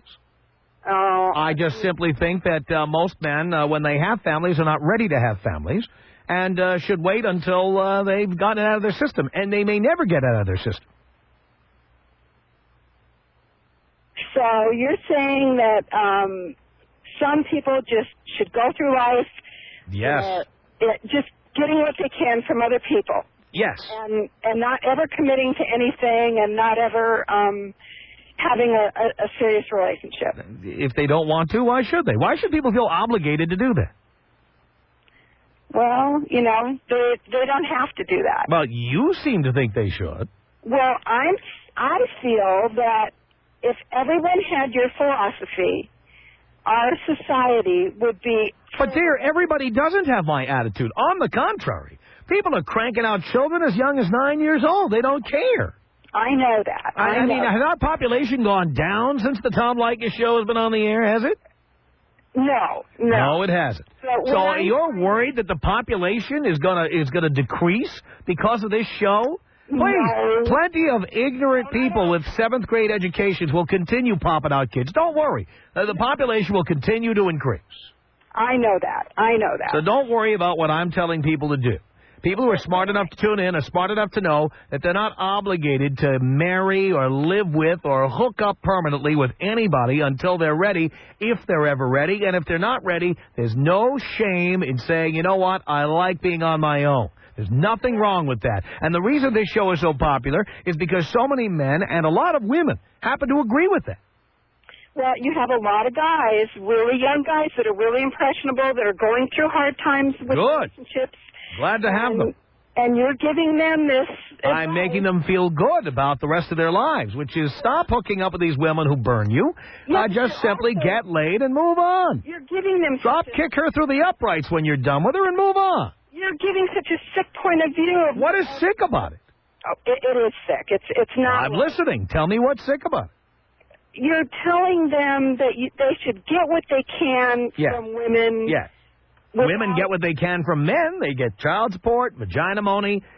Women marry us and then take half our businesses, half our bank accounts. Why shouldn't men do that? Well, it's war. You know, Tom, that's true. There's a lot of... All right. So I'm helping men to take back the power. Well, are you saying that to women, too? Should women already have the power. Any man who's ever been divorced, and I've been divorced 4 times, any man who's ever been divorced knows how the system is. Men get screwed. Men get screwed. And I'm helping them to take the power back. What incentive is there for a man to get married? Why bother? Yeah, see, that's that. Why bother? You're right. Yes. There you are. Well, all right, so you agree with me. So, there's no good relationships. I said the only reason to get married, the best reason, well, there's 2 reasons. One is if you're going to have children, and 2 is if you're marrying somebody from out of the country who needs a green card. That's it. Oh, my gosh. That's it. Now, I've told these guys not to marry or hook up with American women. Why would they? No, you hate American women. You hate them. I don't hate them. I just wouldn't want to marry one or live with one ever again. I guess. And why would any man want to? American women are a bunch of tight-ass bitches who go around making demands all the time and never, ever, ever give back what they get. I really am sorry to tell you this, but I don't think you believe that one bit. Sure I do. I think that you say that just to incense all the women that are listening to your program. Well, but most of the women who listen know it's true. They brag about being bitches. Well, they have bumper stickers bragging about being bitches. There are a lot Bitch, babe, in total control of herself. Women brag about it. They got license plate frames bragging about being bitches. I know. All right, so why would any man want to hook up with somebody like that? Well, you have taken the worst traits of women, magnified them like it's our whole population. No one said it's the whole population, but it's certainly the majority. Well, I never hear you say anything really positive. Dear, Nothing. Dear, believe me. I guess There are women who perform sex acts on me that I'll never forget. Oh God. But the real truth is, the better woman is in bed, the more psychotic she is. I'm very sorry, Tom. And when a woman is from the United States, generally she's a tight ass, and she acts like she's doing you a favor by having sex with you or putting food on a plate. And you know what? American men are fed up, and you can hear it in the callers. Well, you have completely such a bad, tainted opinion of... Why do so many men agree with me? Well, because it's so much fun to do this. It is just so much fun to do this. To do what? To nag on the women. But look how many men agree with me. I know. I mean, you've got these guys. I'm telling you. So in other words, I'm like Jim Jones. I'm a cult figure. I'm making them drink the Kool-Aid, is what you're saying? Well, no, they're just they're listening to everything you say like you are the gospel reader. Which I am. Thanks a lot for the call. The Tom Leykis Show.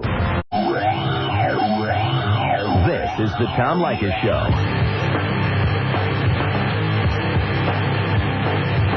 1-800-5800-TOM is our telephone number this hour. I am talking to the people who hate me. The people who really, really hate me. Is that you? Is it? Call me right now at 1-800-5800-TOM. We'll talk to you. This is Valerie on the Tom Leykis Show. It's haters only this hour. Hello. Tom Leykis, I have one question to ask you. Yes, dear. Okay. You're always talking about how guys should get laid. Yes.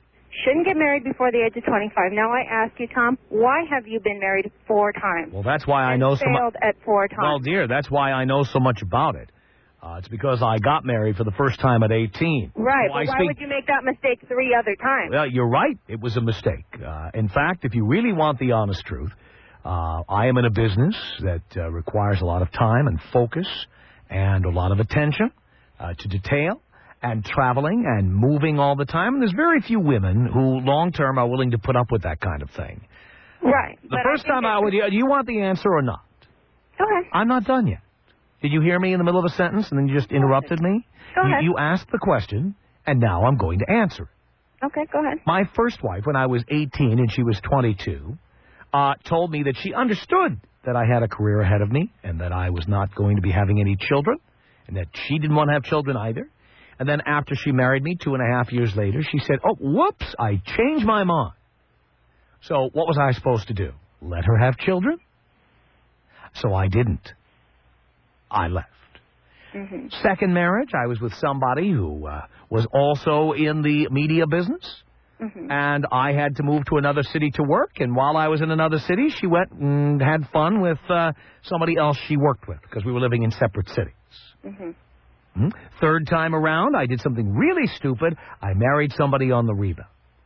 And I shouldn't have done it. It wasn't fair to her or to me. And in looking back, I think I did it to her, wife number 2. And in the fourth case, it was much more complicated than that. We were together, though, for 10 years, which is longer than most people are married these days. Mm-hmm.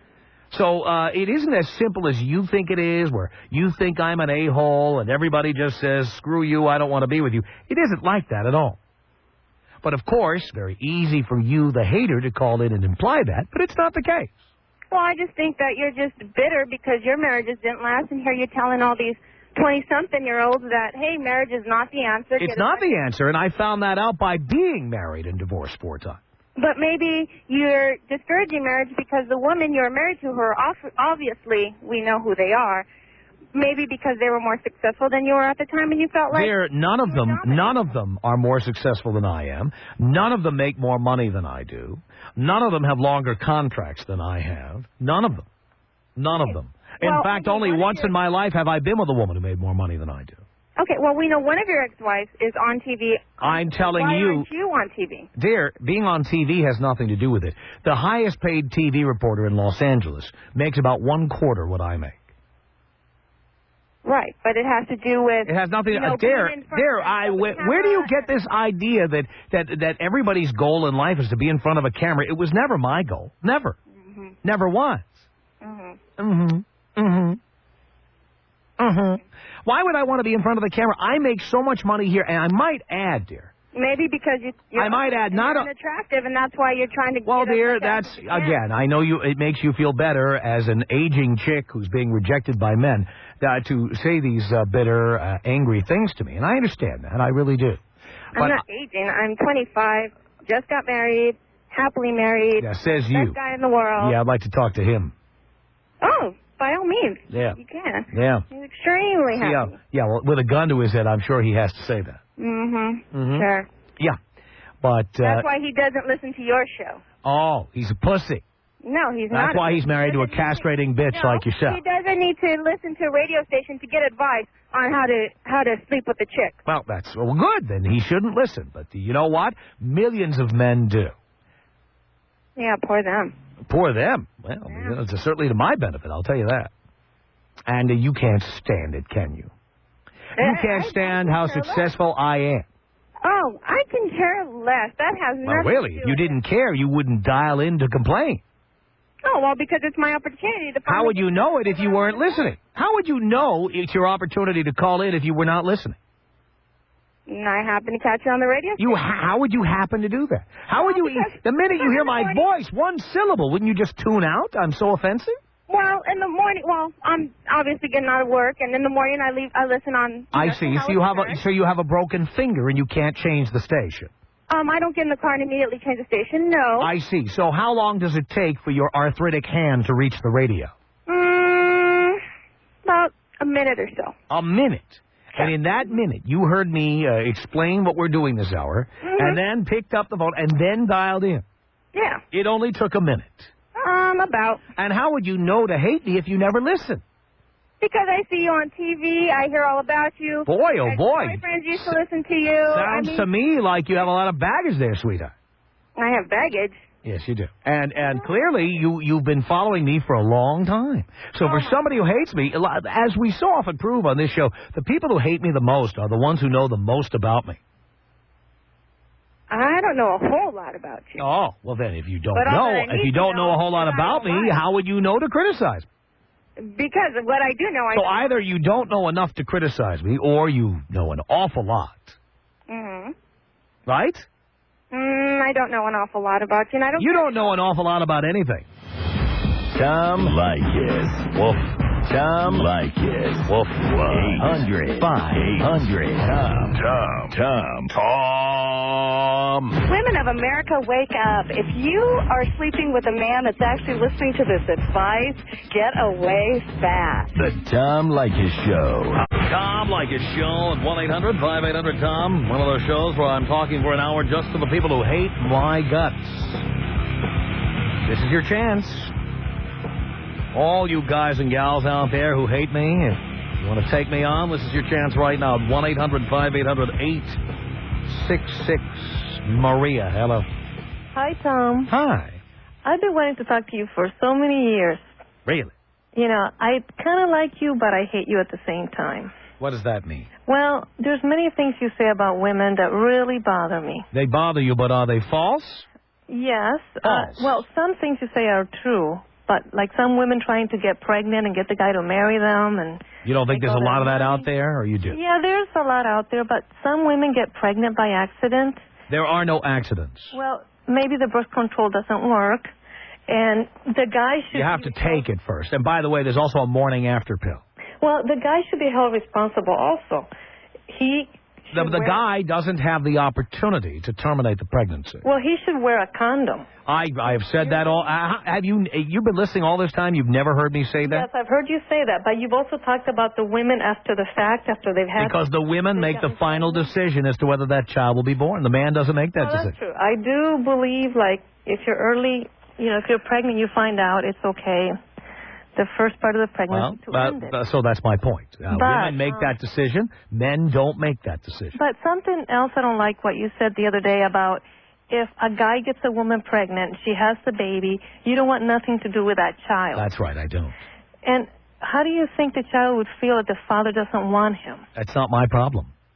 Well, you're being selfish. You know what? Having a baby is selfish, and especially having a baby when the father does not want to be a father.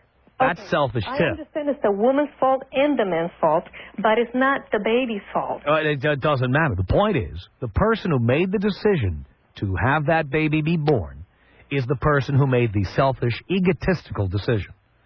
It's the overarching, overwhelming decision. That is, you get a point right there, but the man is at fault for not wearing a condom. Well, first of all, you're assuming he didn't, and he may or may not have worn a condom. Condoms are the least effective form of birth control there is. Well, the least effective form. It is much less effective than the pill or the IUD or any number of other forms of birth control. He made a mistake, but he should be liable for those mistakes. He is liable. Men have to pay child support, and no one on this program has ever told men to not obey the law. I have told men you're right about that. to obey the law. Another point I want to stress why I don't like you. Mm-hmm. You always talk bad about women saying, oh, if they're fat, you should leave them. How about the men that get fat? No one. Stuck with them. You know what? If that's an issue for you, then you should tell the guy you're with that it's an issue for you. I never said that there's a double standard. Well, for most women, if a guy makes a good living, they don't care if he gets fat. But if you do, then that's an issue that you should bring up, and you have every right to do the same thing. When have I ever said women don't have the right to do the same thing? Well, I think men are very selfish, and all they think about is taking advantage of women, especially... Well, then why would you marry a man? Well, what can you do? If you want to have kids, you have to marry them. Yeah, and you could go to be artificially inseminated, fertility drugs. You know what you could do. But you would like to have a family and have the child raised the right way. But if you feel that way about men, why did you get married? Well, not all men are that way. You certainly seem to be saying they were all that way. No, not all. Most of them are. Mm-hmm. Something else that you said that really bothers me. You've been married 4 times. Yes, and divorced 4 times. Yes. And you say that you don't recommend men marrying American women. Yes, that's correct. And I don't understand. You were married to a Cuban woman once. Yes. You said that on the radio. And an Asian lady, too? She was not born in Asia. Was a Cuban born in Cuba? No. But she was Cuban. Her mother was Cuban. She was born in New York City while her mother and father were on a trip. Oh, well, not all American women are, bad wives who don't want to... No one said all, but the odds are that they've been tainted by feminism and they've turned into tight-ass bitches. But it's okay for men to be male chauvinists, but not women to be... What is a chauvinist? Do you know what that word means? Men, they want to take advantage of women by going out on dates. That's the definition of a chauvinist? Only spending like $40 or less. Oh, so in other words, you're a high-priced hooker and you think we should spend more. No. Why should we should spend nothing to get sex? If a guy takes me on a date and acts cheap, I would get rid of him. Well, there you go. Then now we know what you are. We know that it's all a matter of price with you. No, because it means that he's a very cheap guy. Well, why does it matter? About getting his why should he be giving you anything? Well, I don't expect him to spend a lot of money, but not like pretend have a salad so I can order something to eat. You don't know if that's the reason he's having a salad. Maybe he's watching his weight. Maybe he's trying to stay healthy. That's what you suggest for men, not to spend any money. I do. I suggest they not spend money. And have you noticed how many men call in here and say, Tom, you're right. I did what you said and it worked. Yeah, well, if a lot of men listen to you, a lot of them, they're going to miss out on a good woman. No, they're not, because these guys are just, these guys, especially in their early 20s, are looking to get laid. And in fact, most men who are unmarried are looking for sex. That's what guys go on dates for. That's okay with me if they're under 25, like you said. But even so, there are men who are over 25 who also don't want to be married, and they're looking for sex, and I tell them how to get it. Well, they shouldn't be lying to women and, Women lie to men all the time. They have fake boobs. They have acrylic nails. They have fake... 60% of women dye their hair some other color. Women lie about all kinds. I'm on the pill. If we won't do that, you would... Don't worry, I'm on the pill. Don't worry, I can't get pregnant. Women lie all the time. I want women that look like models. That's why women are all stressed out. The thing about... Tough luck. Back to... being thin. The more money a man makes, the more successful a man is, the hotter, the younger the chick he can afford and therefore deserves to get. So you expect a woman to be starving, eating lettuce, so she can look good for a man? Whatever it takes. Someone who... She doesn't have to do it. You know what? There's some guy making $30,000 a year who'll be happy to have a chunky chick. Yeah, but women want men who can, you know, provide for them, too. Well, they may want that, but the fatter they are, the less likely that is going to happen. That means, so you're saying there's no love? People just go for looks? You know what? I have always said on this program, number one, water seeks its own level, and men have the hottest chick they can afford, and women have the richest guy they can attract. So you're agreeing with women being prostitutes because they're not in love with those men. They marry those I believe that being a housewife is a form of prostitution, yes. Well, not all women are like that. Some women aren't attractive enough to be like that. They take whatever they can get. They want a good husband, a good father. Well, those women are usually chunky or homely or too short or too something. How about you? You're not very attractive. No, I'm not, but I have a seven-figure income. You'd be surprised how attractive women find me making the money I make. You on the internet. Dear, you're not telling anything anybody doesn't know. Everybody knows I'm homely. I'm a 1 on a scale of 1 to 10. That's why I'm on the radio and not on television. Okay. I'm the first one to tell you that. But you'd be amazed how much women love the way my bank book looks. And they love my celebrity status. You'd be amazed how much that makes up for. Well, that's true, because those are the gold diggers, and they don't... Well, but dear, I don't give the gold to anybody. So I get the benefits of being around chicks like that without ever having to pry loose any of the money. But you won't hang on to them for long because they'll... Who cares? When I'm done, I'm done. Move on to the next victim.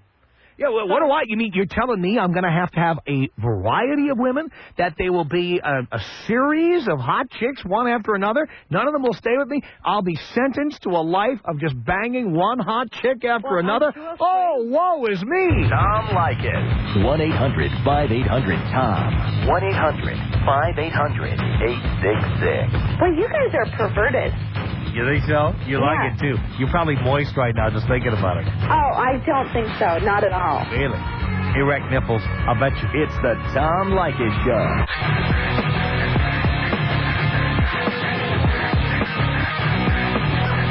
Yes, it's the Tom Leykis Show at 1-800-5800-TOM. Thank you for tuning in. Talking to the haters. Rose, hello. Hi, Tom. Hi, Rose. How's it going? Great. Well, in the last few minutes that I've listened to you, I've already figured you out what your problem is. Oh, another psychiatrist called in. Oh, yeah. Go right ahead. Why do you hate women so much, first of all? Oh, I don't. It seems like you do. There's no one I'd rather have sex with than a woman. Well, it doesn't sound like it to me. You put men up on that... Oh, love having sex. As long as you don't open your big fat trap, I'm happy to have sex with.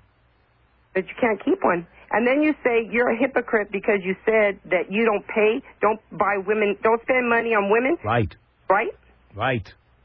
But how come you keep putting your money? Why do you say that? Because of the money you make, you can get any woman. Because women are attracted to men of means. They're attracted. They're going to go with you. They try going with you until they find out they're not getting any, and then they move on. But by that time, I got what I wanted. You're buying them because they want... I'm buying them nothing. To get a young woman? Come on. I buy them nothing, You darling. get a young man with money. Why would they want you? Believe me, there are not a lot of young men with money.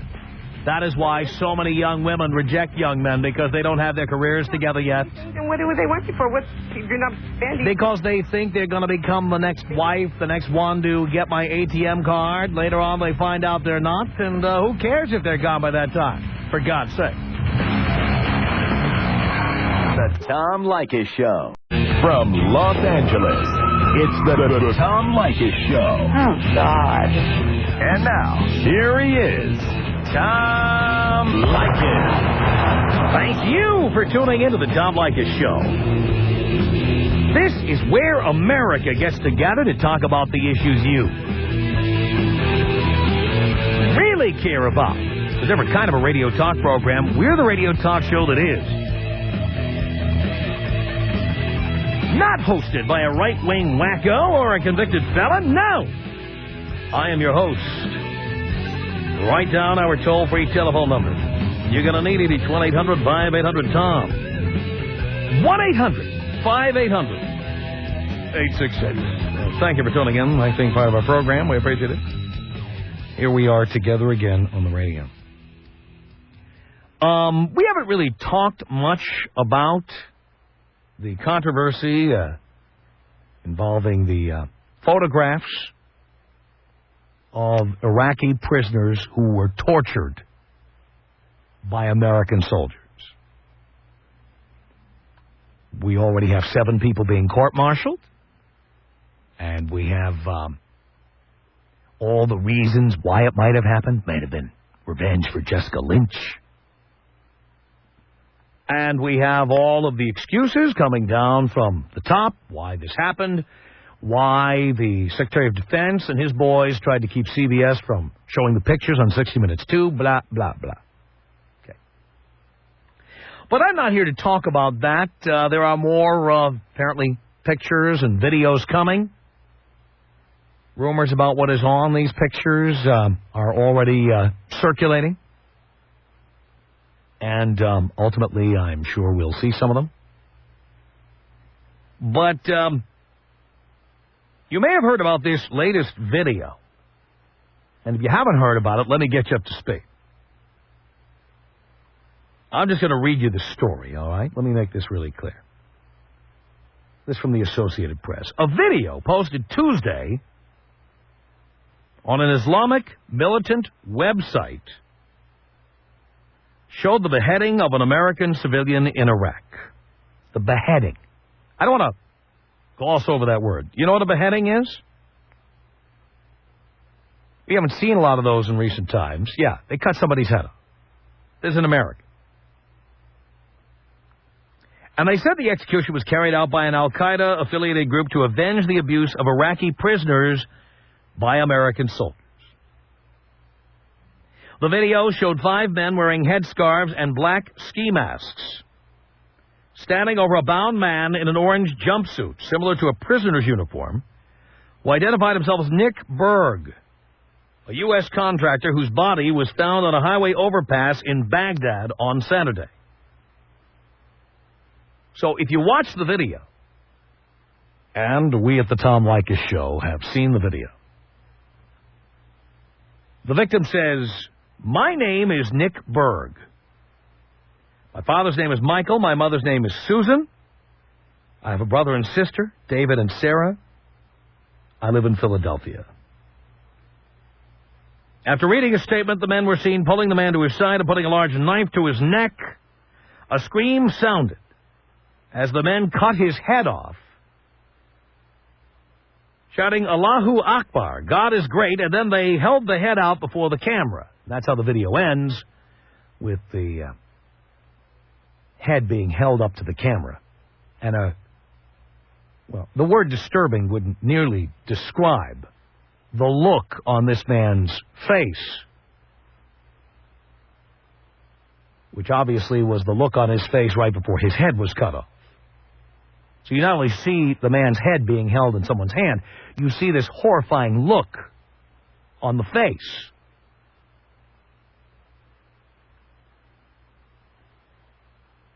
Now, it says here that Berg's family said they knew their son had been decapitated but didn't know the details of the killing. Told of the video by an Associated Press reporter, probably the reporter who wrote this story. Berg's father, Michael, and his 2 siblings hugged and cried. Michael Berg, the father of Nick Berg, said, "I knew he was decapitated before.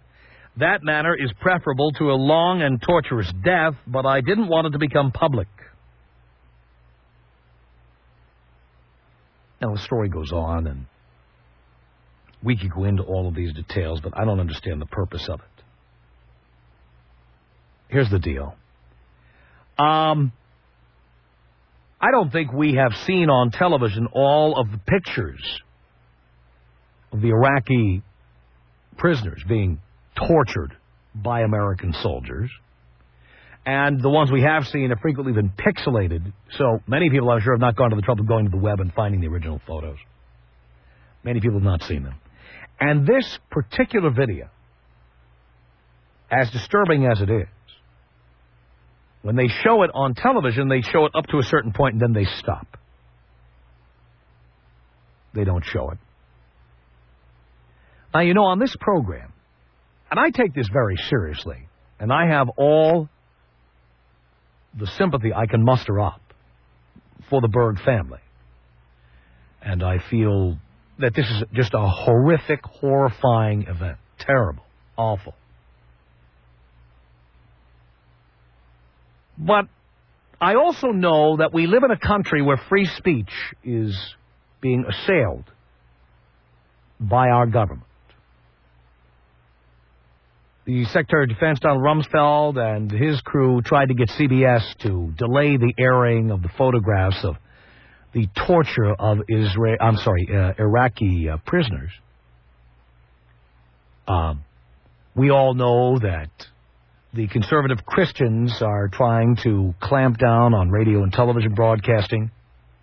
We know that the White House does not want photographs of caskets coming home from Iraq for fear that it will turn people against the Iraqi war.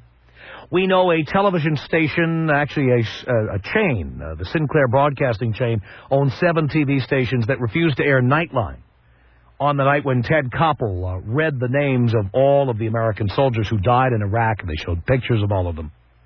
Despite the fact that these are true heroes, whether or not you agree with the war in Iraq, and deserve to be recognized, these 7 TV stations did not broadcast Nightline that night because of the content. And I want to tell you, you probably don't want to see this video. It's disgusting and shocking. And it will turn your stomach. But because of the attack on free speech, you know, the government would like us to stop talking about sex and graphic depictions and say, okay. So rather than that, why don't we turn our attention to something more serious? And that is the results of the war in Iraq. And what I'm proposing to you is we'll start with this video. All right? We won't talk about sex on the air. Well, we will, but we won't talk about it in a really graphic manner. All right, let's look at something else really graphic. This video, for example. What I'm proposing to do is to take a stand for the First Amendment, free expression, free speech. I'm proposing that we put a link on our website, blowmeuptom.com. We haven't put it there yet, because I want to hear your reaction to this, and if it's really, really negative, I won't do it. But I believe that it should be there for people who need this information. Because we have an election this year, and there are probably an awful lot of people who want to know what's really going on. Those who don't want to... by the way, I recommend you not look at it. I'm telling you right now, you don't want to see this. But I do believe it should be available for those who do want to see it. We have a link, and we can put it on our website, and you can see the actual video of this man, Nick Berg, being beheaded. It's terrible. It's awful. Horrible. You hear the man scream just as his head is about to be cut off, and then the scream stops. Horrible. So my question to you is this. In view of the attack on free speech by the people in power right now, the attempts to muzzle certain opinions, words, thoughts, concepts, do you think we should just leave well enough alone? Or would you be in favor of us putting a link on our website, blowmeuptom.com, so that people who want to see this video can see it? Tom Leykis. 1-800-5800-866. Tom Leykis. 1-800-5800-TOM. That's a good slogan for our show. Better than a fatal accident. The Tom Leykis Show.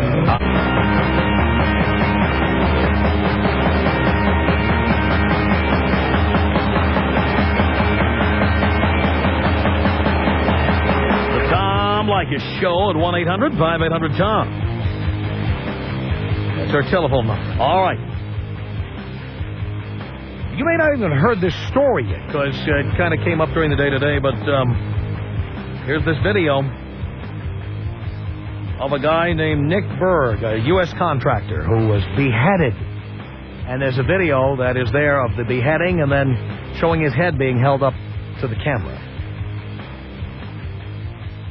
Should we put a link to that? No commentary, just a link. David on the Tom Leykis Show. Hello. Tom, how you doing this evening? Okay. Long time, couple of times. Thank you. First I'll say I'm not sure that I want to see it, but my vote would be yes. Mainly for the sheer fact that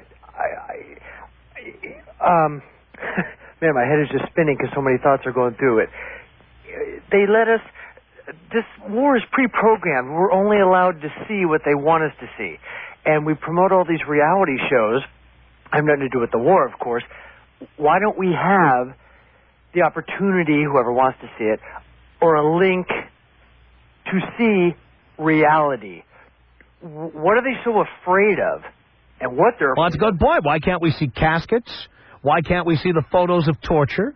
And this video. I mean, why shouldn't you be able to see that and then judge for yourself how you feel about what's going on in Iraq? Correct. And then the rest of us, and as you've preached many times, and I could not agree more, the youth that does not vote should see this so they can make the accurate choice of voting or not voting, which you and I both know that is exactly why the administration does not want us to see what is really going on. Well, believe me, if there was a draft, do you think they'd want you to see a guy getting his head cut off? Correct. Well, we both know that should not happen. We both know that we should not be over there. I mean, but now what do we do? Do we come home and just leave it as is? Wow. I say yes. I mean, These are the issues that will be debated between now and the election, and hopefully the guys who might get drafted will start to care about that. I don't know if they will, but hopefully they will. You've said it many times, Tom. Of course they won't. Yeah, well, that's... They can't put the 24-ouncer in the pipe down. But guys out there, I'm past the age, thank God. I'm not saying I wouldn't support our country. I do. I support the troops. But guys, if you do care, cast your vote. So, Tom, my vote to you today is, it took me long enough to tell you, but yes, because give us an opportunity. Let us have our First Amendment back. If you want to see, you want to see. If you're not, as usual, or as anything else, turn the pages, turn the channel off, turn the dial, but give us the opportunity. So, please, yes, Tom. Thank you, David. Appreciate the call. Sean, on the Tom Leykis Show. Hello. Hello, Tom. Hi. Okay, I think the reason that we should definitely, you should definitely put this on your website as a link is this. Is I think the American people, if we really saw what kind of a brutal enemy we're fighting over there in the Middle East, then maybe we would drop all this hearts and minds nonsense and really start kicking some ass and showing the Middle East what a great Satan can really do. Well, who's been stopping us from kicking ass? I mean, it isn't like the Vietnam War.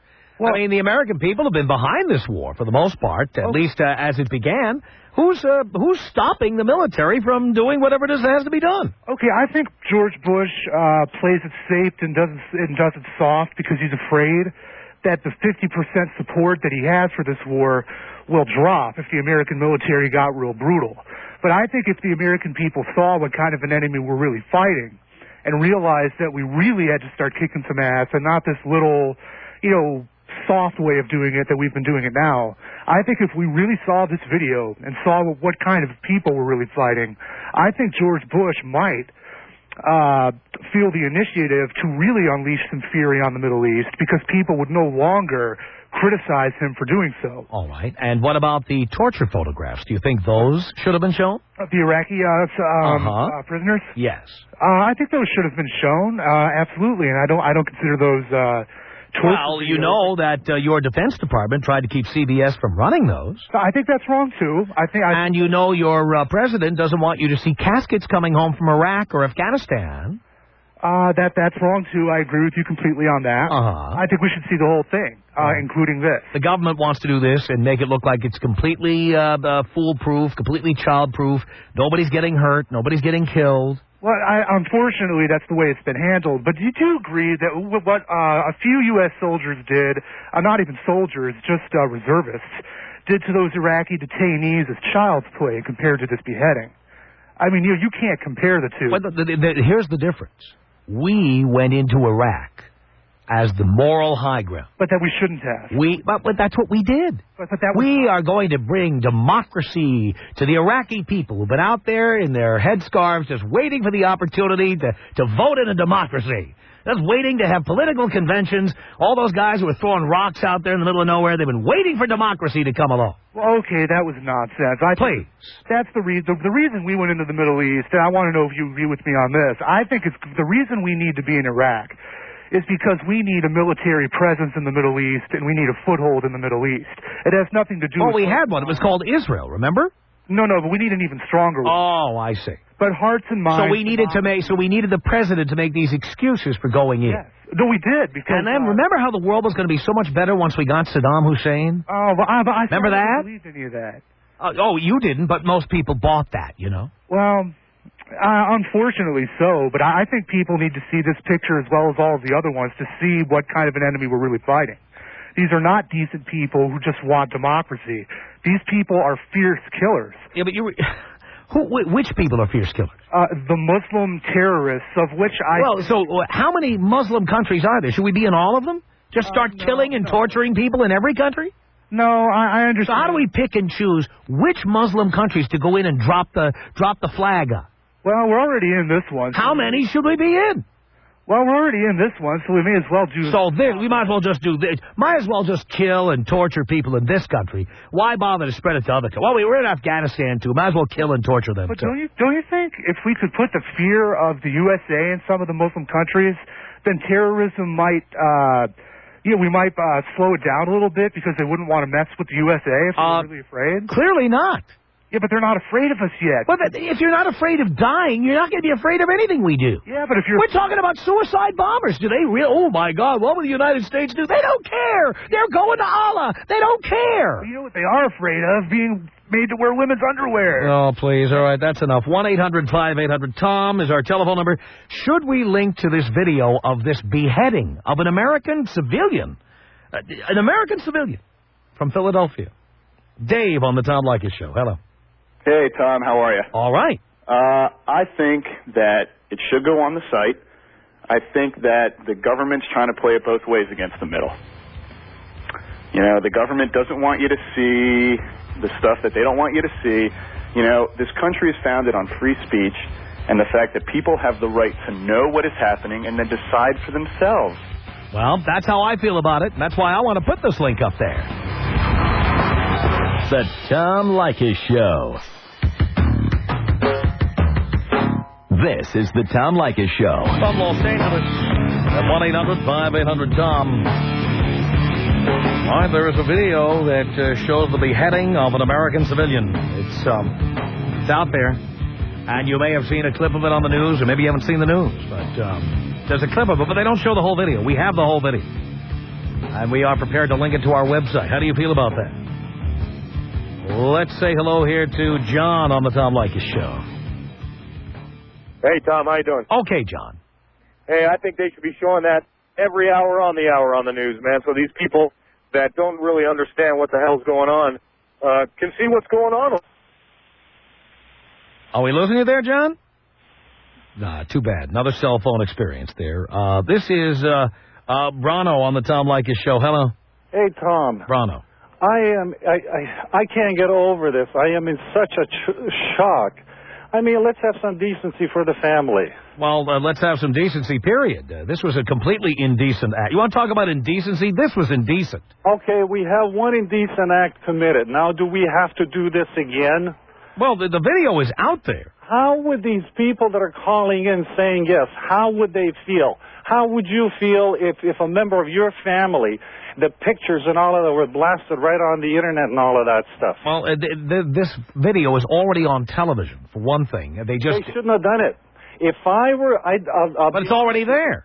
If that was my relative, God forbid, I would be next plane over. I would be right at the White House, knocking on the door, talking to George W. So you believe in censorship? Huh? So you believe in censorship?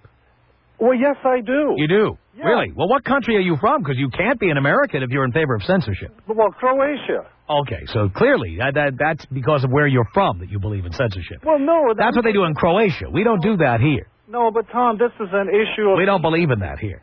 This is an issue of decency, not censorship. Oh, yeah, of course it's censorship. You're advocating censorship. Well, how am I advocating censorship? Because you said that you would want the president to prevent this from being shown. No, I would go to the president and I would ask him to find whoever is responsible to show this. Let me have a couple of days. Let me have a month to myself. This is a member of my family. You can't just do this. I mean, you're now. Can't just do what? Well, they did the damage over there to him. Now they're doing the damage to the family.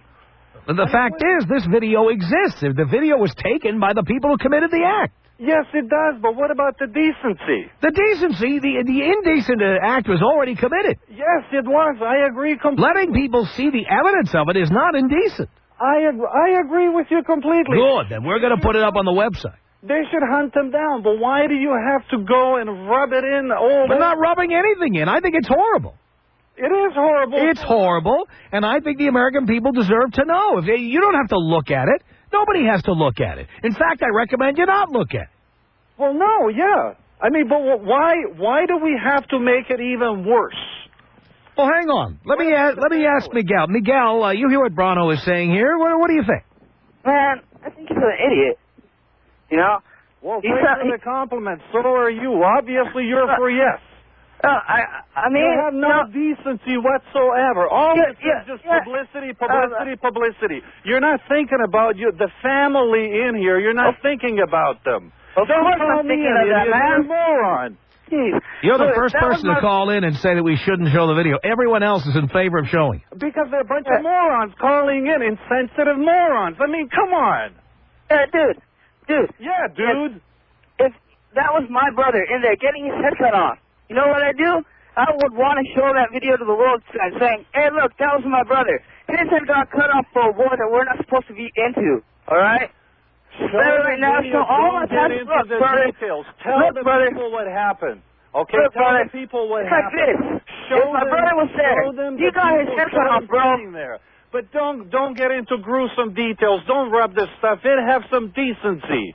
Dude, that's all I'm saying. If my brother was there, he went there to try to stop something. Oh, your brother. I was against that, You don't even know the meaning of the brother. The whole culture here, you don't even know the meaning of the brother. You don't even know what that means. You don't even know what blood means. All right, I went through a lot of that stuff myself. All right, Miguel, I'm going to move on here. Eric, what do you want to say to Brano here? I mean, the thing is, you got to let it be shown because I mean, he's been put out there like that. And the thing is, why should people not know? Let the people know. But let's not show them all the gruesome details. That just does it over for the family. Well, I understand that too, but toward the family, show some class. The people should have a choice whether they want to look at it or not, because the truth is the truth, and you can't hide that. But the choice, what kind of people are we talking about? Well, what kind of people are we talking about? What kind of people are those people that want to see a beheading? What kind of a sick mind is that? Isn't it good enough just to find out that this is what happened? This should not go on. Show the picture of these jerks over there, but not the act itself. Let's just have some decency toward the family. Now, what's wrong with that? You still get the message. You still get the picture. You don't need to see every little gory detail to know what's going on over there. I understand exactly what you're saying, but the people, they should have a choice. I mean, like you have coroners out here, they see kids dying all the time and see the most gruesome things, so they have a better appreciation and understanding of what's going on. And they can really feel the pain because they're witnessing it firsthand. Not to say everybody would want to see that, but they should have an option to look at it if they so choose to. If you really need to see every single gory detail in there to get the full picture, then I'm sorry, I think you're a moron. All right, Eric, thank you. Mike, what do you think about what Brano is saying here? You know, I don't want to go over to the family's house and have popcorn and watch the video with them, but I want to have the choice of taking a look at it or not taking a look at it. And he sounds a lot like Big Brother or some communist state telling me what I need to and what I don't need to. Well, first of all, for your information, I was not born in a communist state. I never said you were. Number two, I agree. You should have choices. Number three, do you really need to see the gruesome act itself to get the picture? Who are you to decide? I'm really worried about you then. I don't know that I need to see it or don't need to see it, but I definitely don't need somebody else telling me what I need to and don't need to do. It's not a matter of you or anyone else except the family. Let's think about the family. They didn't cut the head off of that family's boy. They cut the head off of America. They cut the head off of a guy who represented America to the world. Unfortunately, I feel bad for the family as much as the next guy. But it has nothing to do with the family at this point, my friend. It has to do with an American citizen being brutally murdered to make up for something else that's going on. It has nothing to do with that boy or his dame or his family. It has to do with America. Well, okay, you want to go that route down there. Okay, that's fine and dandy, okay? You want to travel down that road. You're talking American. It was a fellow American. Yes, it was. And that shouldn't have happened. And yes, all of the country should get up and find them and crush them. Yes. But do we need to make it worse for the family? Let's think about the fellow American family, what they're going through. Nick? Let's think about that one for a second. Nick, what do you want to say to Brano here? I just, go back to Croatia. You're the moron. It's the United States of America. Okay, this problem you're talking about has already been done. Tom is not trying to do anything but extend the rights of the United States citizens to view what they would like. What do you mean, morons? You can't change anything by sitting on the telephone acting like an imbecile. Well, you're on the phone, too. And what are you acting like? I'm on the phone defending my right to decide whether or not I want to look at this video or not. You're on the phone telling me to go back to Croatia when, in fact, my friend, I came out here to enhance the herd. How about that one? Well, you're not doing any good right now, pal. Yes, You're doing I am, You're shoveling crap against the tide. Get off the radio. Where are you? I'm coming to kick your ass right now. Towards that family. You don't. You know what? The family, it's all over with. It's not about the family now. What you're saying is to not let the family have to go through this. They're going through it whether you like it or not. It's all over. That family's not going to get over it for the rest of their life. It's going to happen whether you like it or not. Tom is going to put it on the website whether you like it or not. And just get your filthy, stinking ass out of my country. Where are y'all? Come and kick your ass right now. I'm in North Hills. Oh, Christ, you imbecile. Oh, I'm too far away from you. Get this guy off the radio. I swear to God, I'm going to run my car into a wall. I'm going out of my mind. All right, Nick Brano, thank you. Tom Leykis. 1-800-5800-TOM. Tom Leykis. I would rather lose a testicle than miss your show. Why, thank you for that. It's the Tom Leykis Show. Tom Leykis Show at 1-800-5800-TOM. All right, thanks to you, we have put the link on the website. You can go to blowmeuptom.com right now. But I'm telling you right now, you don't want to see it, and I'm recommending you not look at it because it's horrifying. Absolutely horrifying. All right, it's Christian on the Tom Leykis Show. Hello? Hello? Yes. Hi, Tom. Hi. I just wanted to say that guy from Croatia was right. Even though I'm not for censorship, my grandparents were killed by the Night Stalker, Richard Ramirez. Mm-hmm. And my mom found him. And, I mean, that's not something that the family really wants to see or wants put out there. Because, I mean, it's totally wrong. It's obviously wrong and obviously totally vulgar. Nobody wants to see it. Well, there is a difference between the act you're describing and the act we're talking about here. Mm-hmm. The fact is that we're talking about an international incident. I agree with you. There would be no need to show footage of your grandparents being killed by the Night Stalker. I'm totally in agreement with you. But this is different. We're in war right now. No, I understand. And this is an act committed by people we're at war against. Yeah, I understand. It's a much bigger deal. There's no way I'm for, totally just editing everything that you guys say or, the press says. But it's just because of family. I mean, it's so hard. People don't understand. People haven't been through something like that, They don't understand how hard it is. Well, but believe me, as bad as that is, this is not only tragic for the family. This affects the whole country. Yeah, that's true. And keep in mind, Christian, you're 23, I see here. Yeah. Do you know that they're talking about bringing back the draft? Yeah, I know. And this time they would draft women as well? I know that. And you know it's possible you would be drafted? Yeah, I know. And you might get sent to a place like this? Yeah, I know. And wouldn't you like to have the right to know what you might be facing there? Yeah, of course I would. But, I mean, it's just, I don't know. I think just out of respect for the family, that's my only thing. But again, the video is already out there. It's not like I'm the only one who has the video and I'm going to show it at like a world premiere. The video's out there. I'm just making it possible for people to find it. No, I understand that. But, I mean, I just think it's wrong for them to just put it out there in the first place. Well, the people who took the video and put it out there, they're the people who did it. Oh, I didn't hear that part. Well, where do you think they got the video from? Well, I don't know. Where did they get these pictures from? Apparently, the people who did the torture of the Iraqi prisoners took pictures and posed for the camera. Yeah, but who gave them to the press? Well, that's a good question. I do believe a soldier gave it to the press who was sickened and disgusted by it, but we're not even sure. Oh, my gosh. People are so crazy. Hey, I'm glad the pictures were given over, or that kind of activity would continue. No, yeah, of course. Totally. Aren't you glad we have an opportunity to see those pictures? Yeah, I am. But see, you're not worried about the families of the Iraqi prisoners. Well, I don't know. I don't know. I'm just agreeing with that Croatian guy. You're agreeing that we should not make this information available. No. Not that the information isn't available. Just that, I mean, it's like criminals are totally glorified in our society. They get, front page,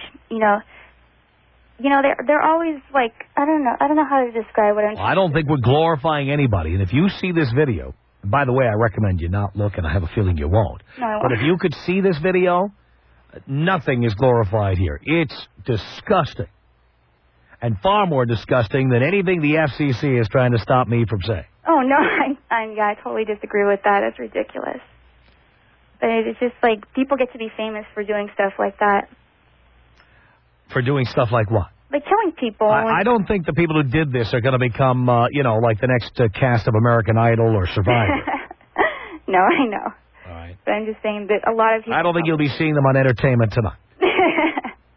I think you're right about that, Tom. All right, Christian. Thank you for the call. Tom Leykis. 1-800-5800-TOM.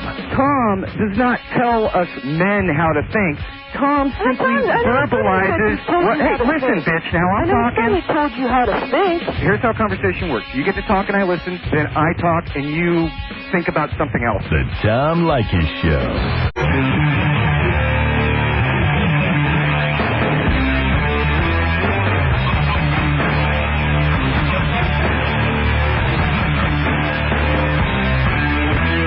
Tom Leykis Show. Many people calling in to ask the web address. Just go to our website, blowmeuptom.com. That's blowmeuptom.com. And again, I recommend you not watch it. We're just making it available for those who feel they need to see. Alan on the Tom Leykis Show. Hello. Hey, Tom, how are you? I'm okay. Listen, my question is I'm not in agreement at all that you should put at least the details or the unedited version on your website because it's purely self-promotion for you. Well, first of all, it's not on my website. All we're putting on there is a link so you can go see it. It's not on our website, and we don't possess the video. And by the way, we're not the first people to show it. No, that doesn't make it right. I mean, what if it was some guy had his daughter was raped over there and they videotaped it? I mean, I wouldn't want that on anybody's link at all. Well, let me put Doug on here. Doug, what do you think? Yeah, you know what? This ain't about rape. This is about freedom. Freedom of choice, freedom of speech, freedom of media. The issue is, I said, why is he self-promoting it? It's already out there. You're going away from the point of a guy who was a civilian contractor over there trying to do work, was tortured and decapitated. And yes, it should be a freedom of the United States, being a VFW that I am, and served over there back in Desert Shield, Desert Storm, that yes, it is about freedom. And you know what? If you haven't served and you haven't done your time, then do not put your opinion on the board. You know what? You need to serve in order to speak your opinion. Okay? You take voting as a right. And you know what it is? It is in the Constitution. But that Constitution was based on military men that served their time and have paid the price. What does that have to do with anything we're discussing here? We're talking about freedoms, dude. Yeah, we're not arguing about it. We're saying, hey, that video's out there. I'm asking Tom, why does he have to put it on his website to self-promote it? It's a link. It's part of the website, man. If you know technology, it's a link. People go to the website. You understand business? It's freedom. It's freedom number one. And by the way, our website has no advertising. It generates no revenue. We don't get 1 penny if people go look at it. So I think you're way off base. It's blowmeuptom.com. You can go there if you need to see this video. blowmeuptom.com. The Tom Leykis Show.